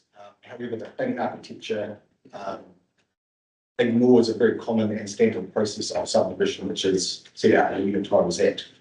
But look, we're here today, we don't make a song and dance about it. We're here to make a case for the approval of those applications. My only point there is that the key issue is we could actually redefine the scheme plan layout and do a freehold development, or we could change the scheme plan layout for a unit title, and we could actually make it such that it would not be non-compliant or meet the minimum size specifications. And presumably it'd be restricted discretionary activity sideline of the Dargara project by to the planning or team leader who does that. And suspend. Okay, so if I just turn to the section 42 report, that recommends the application be granted. And that all that one's application is overall consistent with the environmental duties and policies, and also that the effects are acceptable. I agree, and I think the application stands on its own merits, and that, in my mind, it should be approved. There are, however, a number of conditions that have been drafted so far that I think could be refined. And firstly, I think that it's appropriate to separate the conditions into the two individual stages. That provides some clarity and certainty for both the council staff, but also the applicant in terms of their section 223 and 224C obligations. And that's pretty standard practice, and I think that can easily be addressed by someone who works there. With respect to the draft transportation conditions, these are the ones that have raised the greatest concern for us in terms of what the engineering team has sought. And I've set out my concerns in my evidence achieved in paragraphs 21 through to 9. I'm happy to talk to any of those individual matters if it's helpful to the panel. Otherwise, I'm happy to just a little bit of sit. You can form your own view on those. I just want to provide some context there. Mr. Anderson, he concludes the existing accesses to both streets are of a high standard. They provide good visibility and they have ample space, and they're safe and efficient in terms of manoeuvring for vehicles. And I certainly agree with those statements. So to actually impose quite stringent rules in terms of the transportation obligations, I think would quite an impact on the character and community of the development, and also the heritage values that are in your plan now. So I'm happy to listen to what Mr. Anderson's thoughts are on that matter. And in terms of the effects assessment, Mr. Anderson concludes the effects will be known as minor. My assessment found that those effects will be less than minor. And this is supported in a number of statements that I read throughout the section 42 report, and I'll note some of those in my paragraph 37 of my evidence in chief. The proposal would actually more align with the district plan and plan change 19 than the existing lawfully established activity. And it remains my activity that it is appropriate to consider those effects are less than minor. But look, in any regard, sir, irrespective of that views, it doesn't actually change our position or how you can interpret the proposal needs to plan. In terms of plan change 19, that needs to be considered in relation to the section 141B assessment.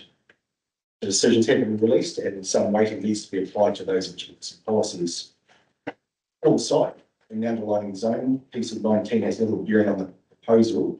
It does, to reiterate, it does actually have, it does seek more intensive development, and it also anticipates visitor accommodation activities. So the proposal we'll put forward now certainly has no conflict in my mind against PC 19. I know Mr. Anderson doesn't think the proposal is consistent with PC 19 policy in ZP1. Although he finds the effects can be appropriately managed by embodied corporate conditions. But I agree with that, but I also consider that policy is more focused on new development rather than existing development. So in my planning opinion, this weighting should be applied to that policy. Overall, though, I consider the application is consistent with PC 19, and in any regard, the position Mr. Anderson and I both agree that it's certainly not inconsistent nor contrary with the policies on that thing change.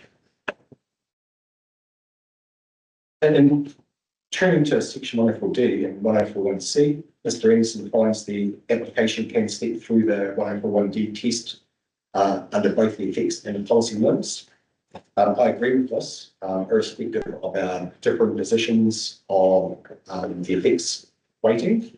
And I note that no reference has been made in terms of 104.1C in the 22 report, and I'm certainly of the view that there's no concern to council in relation to the perceived President risk to council. So in this case, I think given its relative uniqueness of the site and the proposal, there's usually risk of other applications coming before the panel for it. So on that basis, I agree that 40 and that the council can actually exercise its discretion and grant consent. So overall, just to wrap up, I consider the proposed stage subdivision was an appropriate use of the site. It's consistent with the objectives of the plan and PC monitoring. The more intensive residential activity, and it complies with the density performance standards of the zone under the existing rules and under the PC 19 rules, and that underpins the intent of PC 19.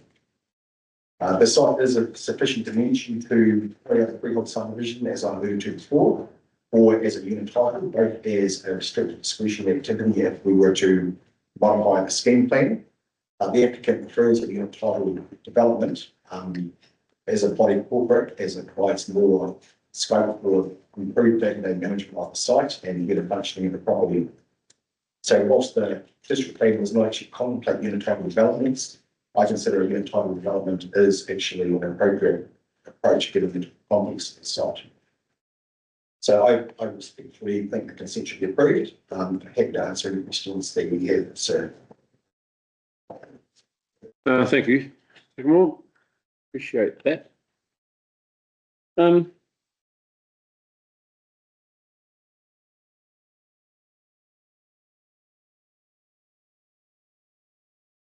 So while you and Mr. Anderson disagree about how you got there, you both got the same answer. It's just how you determine the scale piece, and it's very lucky how you go from using one to living wider and wider.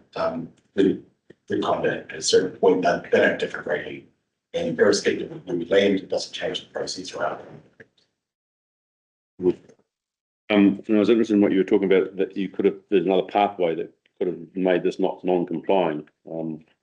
So, yeah, I guess we don't need to go into the ins and outside, but yeah.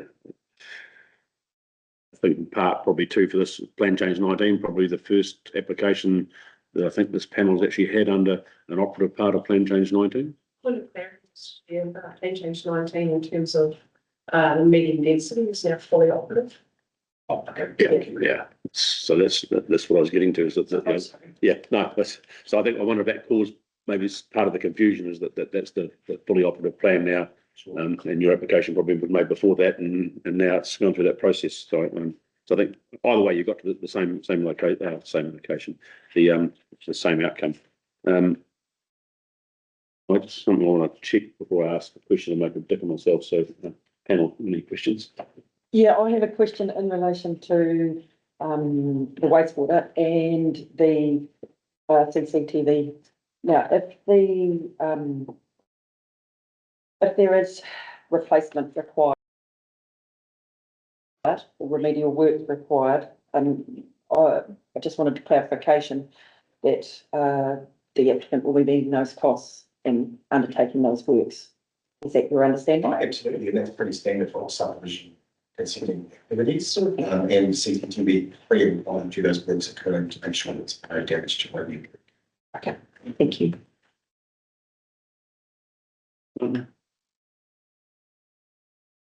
Ian?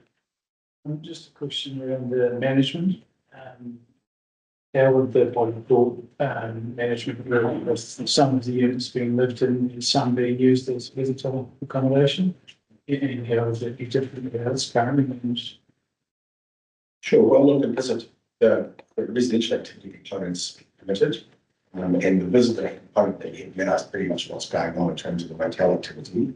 Most body corp have documents that set of rules in terms of noise and our register and contact with noise and the expectations of behaviours and activities. It's pretty standard. It's becoming more and more frequent in Dunedin City, which never used to have that rule. But it is pretty straightforward. It's been working quite effectively. And I think there was a set of conditions that was put forward in the application that sought to manage that. Otherwise, we would not have to circulate a set of conditions or provide the body corp document to the council prior to get consent being given to. Just on that, and perhaps you might be able to answer this question better. And you've put in there at point 7 for visitor accommodation that the consent holder should ensure no coaches are in that area, which is for logical purposes. What about somebody coming in with a camper home You know, there'd be quite big, would that be sufficient room for someone to come in as a visitor and park without affecting a resident, so to speak? You know, a camper van, Yeah, but certainly we can, like those little mini coaches, there's like, something like 12 to 16. Yeah. They can go under that. okay, so the area is sufficient enough to do that.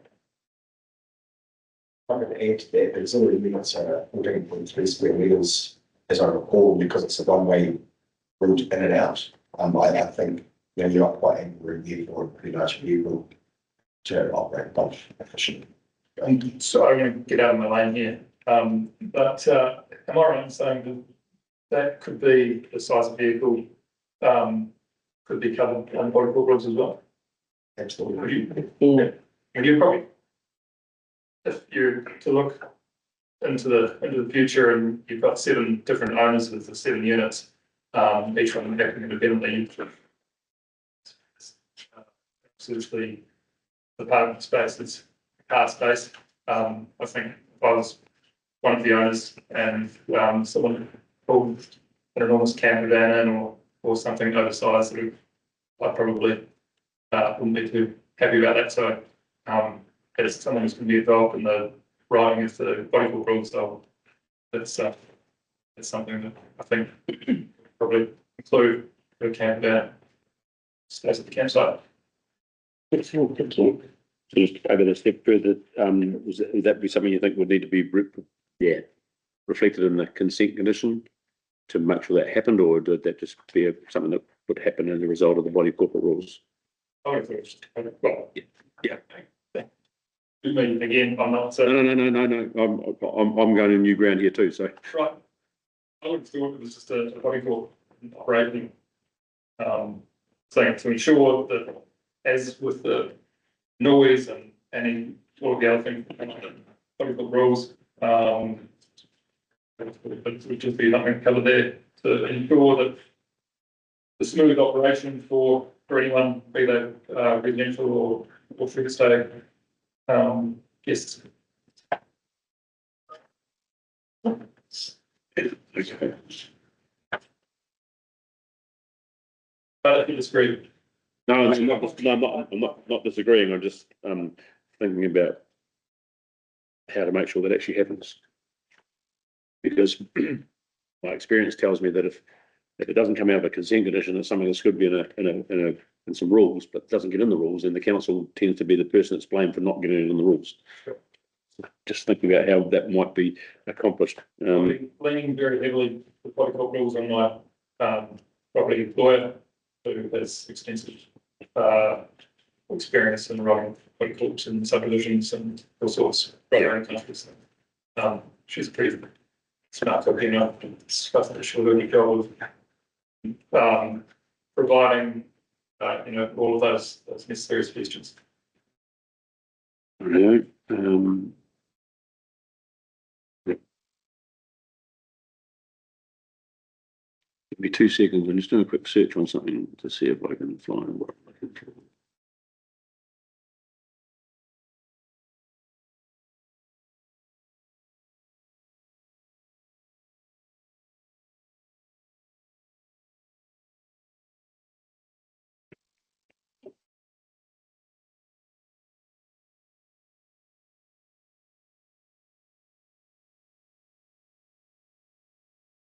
My apologies. Just want to do this word search before I open my mouth and say something that's not appropriate.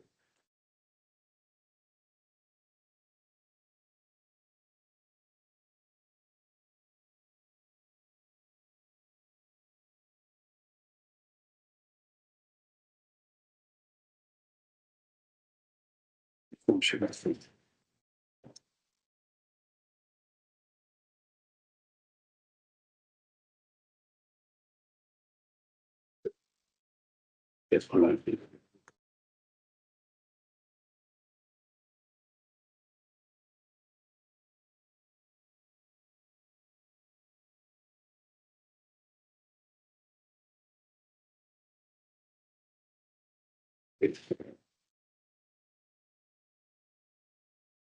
Apologies, I just about have concluded what I wanted to find out, whether I have a question or not. I'll tell The you. waste and the recycling also gets covered under the body corporate rules too. I see in the report as well, so it's,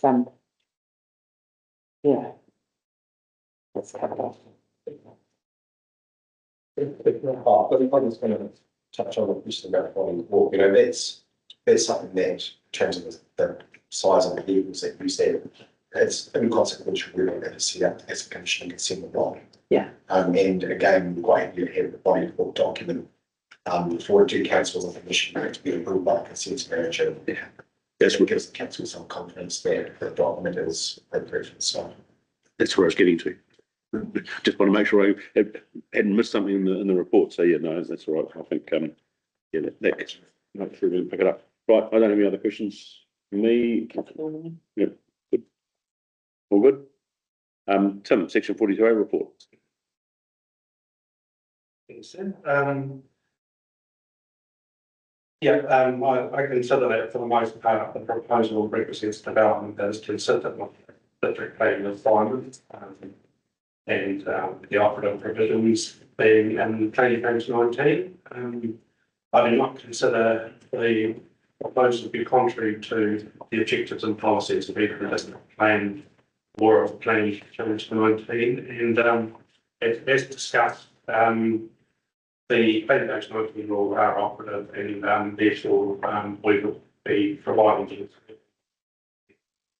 However, I didn't see a difference between the how best the district plan or plan change 19 as the same conclusion is reached.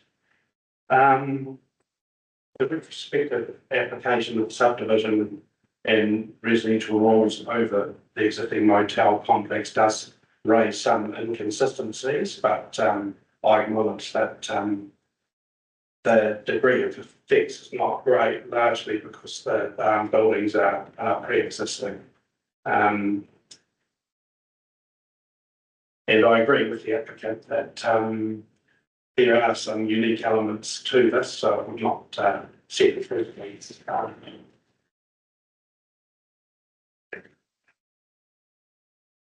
And in terms of the rules and the non-compliant status, I think the applicant describes it in up 35 of the written evidence.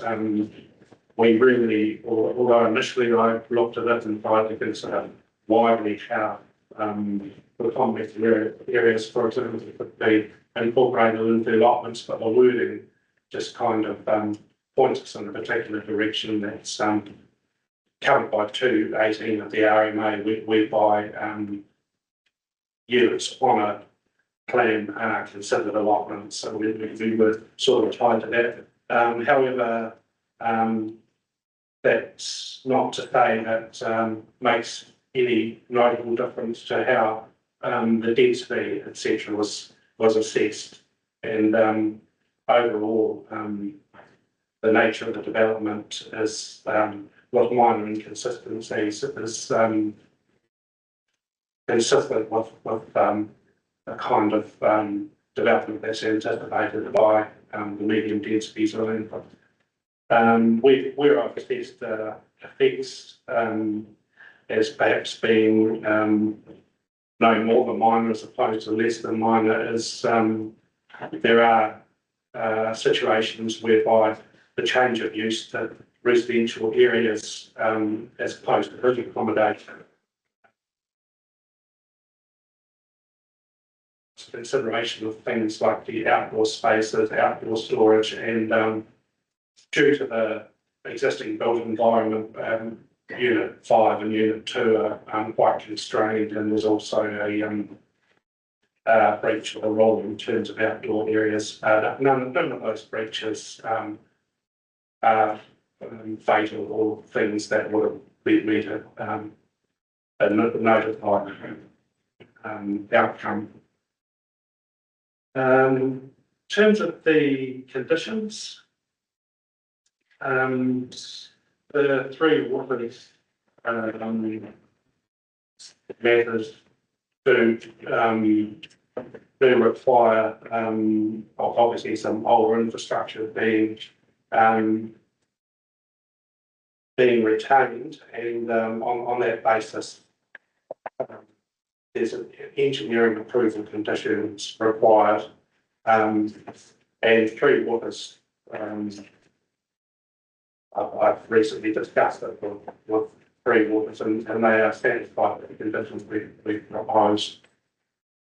The access, the applicant questions our requirement to widen the access. I know that with the conditions 18 and 19, there's also a requirement for, well, there's the option that the applicant can get approval prior to 224C from council's infrastructure manager.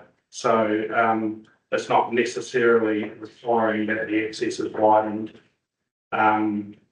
Also, the standards that are included within that condition,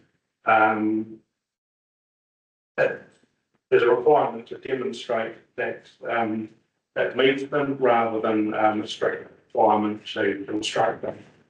So, but yeah, it may not necessarily be a requirement for modifications, and if they are required, I think that'd be fairly minor.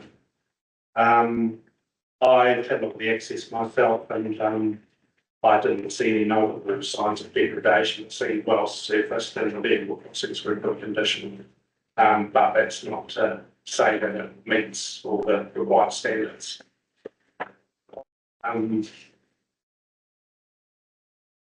Yeah. Sorry, am I able to ask a question? No, pick it up later. The combined nature of the servicing conditions, what Mr. Sackmore mentioned, and whether or not these can be separated into stage 1 and stage 2. It's kind of, they do, there may be a way of doing it, but I perhaps like to hear a suggestion of how that can be done, bearing in mind that the conditions themselves refer to lots that have been created across the 2 stages. So, although I can appreciate it's desirable to have separate conditions with each stage for 223, 224C, it's quite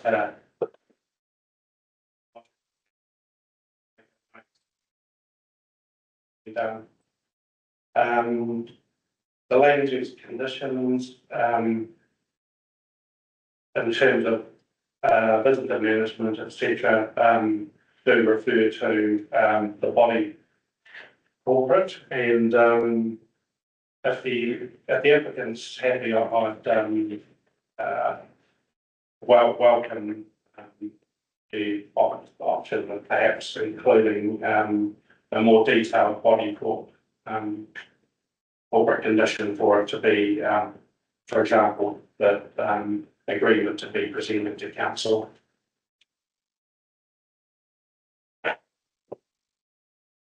And subject to any further confirmation required conditions, I stand by my recommendation that the consent be granted.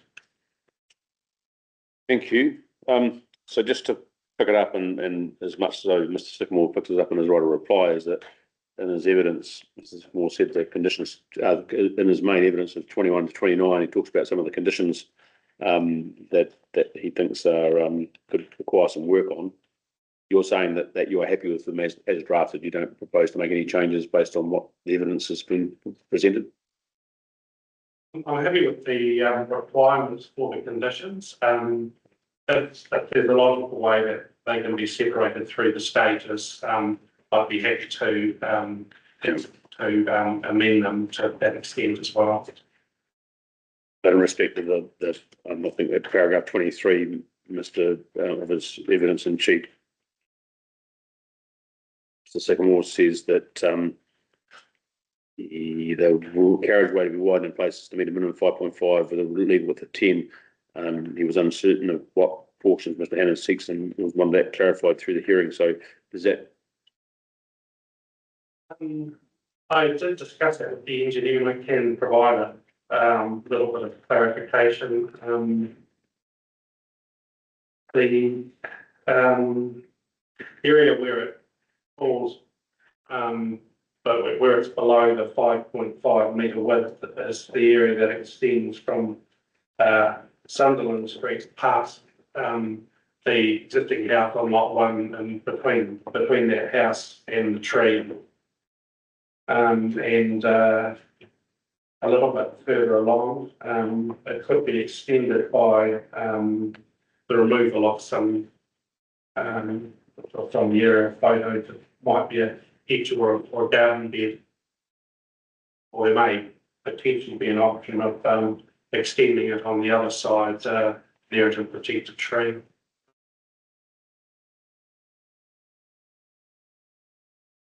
Is there any setbacks on that protected tree though for any of that stuff? Yeah, that would be an issue that would obviously require. Yeah, that's why it would probably be more desirable to widen it on the other side rather than perhaps threaten the roots and drop line of the tree.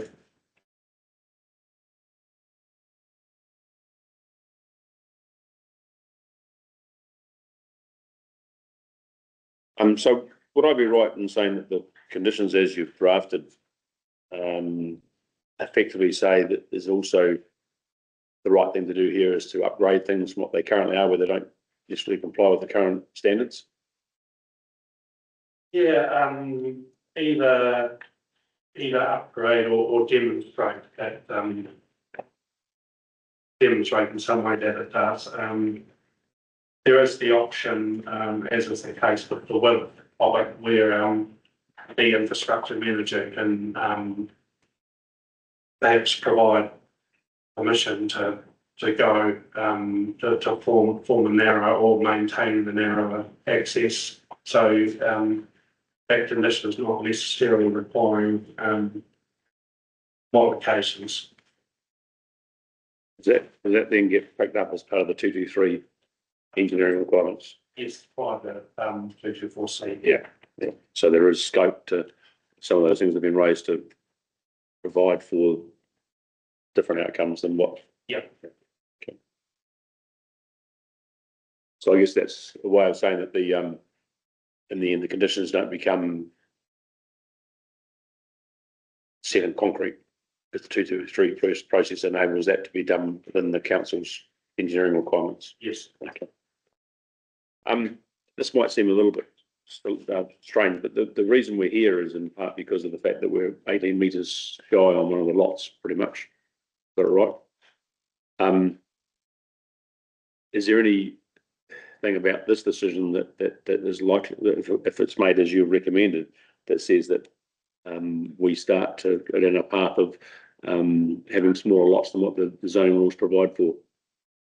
Or is this one able to say that it's in a world of its own, it's in a class of its own, if you like, in terms of it's quite unique? I think it is unique, and as I said, the density that the plan provides for medium density zone is maintained. It's just the nature of the rules that where we can't assess all the common areas and access, etc., and parking areas as part of the allotments. There is also, I guess, for the same reason, there was a rule that is applied in respect of heritage, and this is for the one the single unit that lies within the heritage overlay. That also refers to allotment sizes, so for the same reason that's been applied. Yeah. I think in this instance, the built form being pre-existing is one thing that's an exception. I certainly wouldn't expect that this would enable a greenfield development of the same nature. Okay, cool. Thank you. That helps. Thank you for that. Panel, any questions of Tim?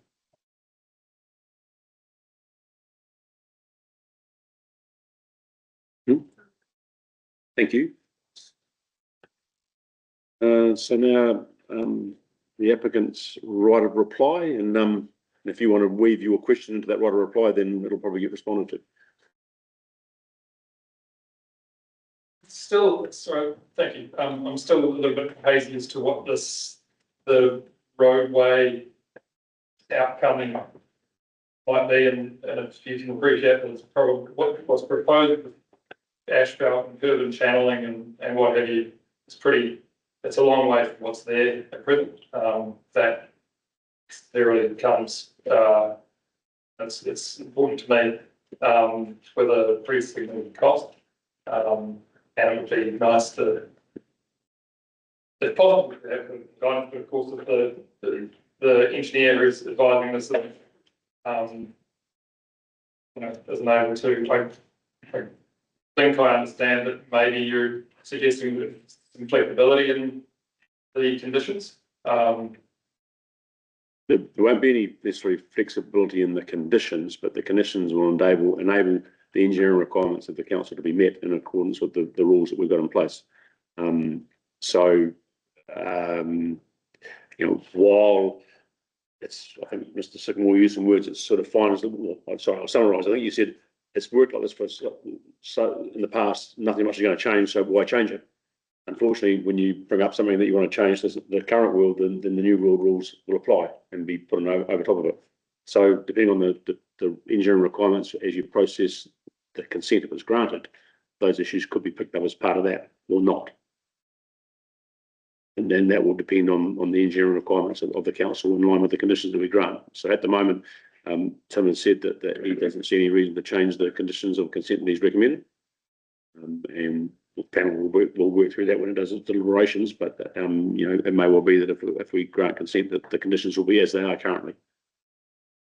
And then it's a matter of working through the engineering process as you work through the 223 to get to 224 about what the final form might look like. That helps. Thank you. Yep.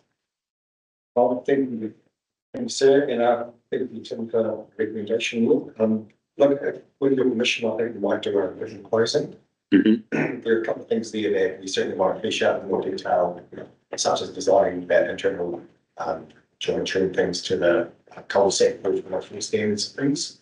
They're relatively complex. I think a written closing might be the most appropriate place for that. And when you certainly get the narrow access with going past lot one, stage one, that's entirely with the drip line of the Schedule 3. So our starting point was we don't do any works within the drip line. Even if we do it to the side closest towards the existing dwelling, furthermost away from that notable tree, that's still line actually periphery of the drip line of that tree. So our starting point was to not do any works that could potentially actually show our roots.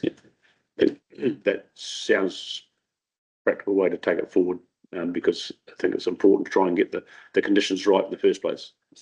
And it's all very well to have standards and rules and that we're supposed to conform to, but if there's something that's going to make it different, then that should be part of it. So before us making a decision, that seems a sensible way to take it forward. If you find a Wellingtonian, it's like a taproot. Well, I heard about you agree, but I understand. A few years ago, when there was a major storm going through Clyde, that tree was moving and was feeling it was going to be blown over, and it wasn't, because it's got a taproot as opposed to normal pines which go root like that. The ground was quite solid on there, but because it chipped in one bit. Isn't it amazing what you get from a consent hearing?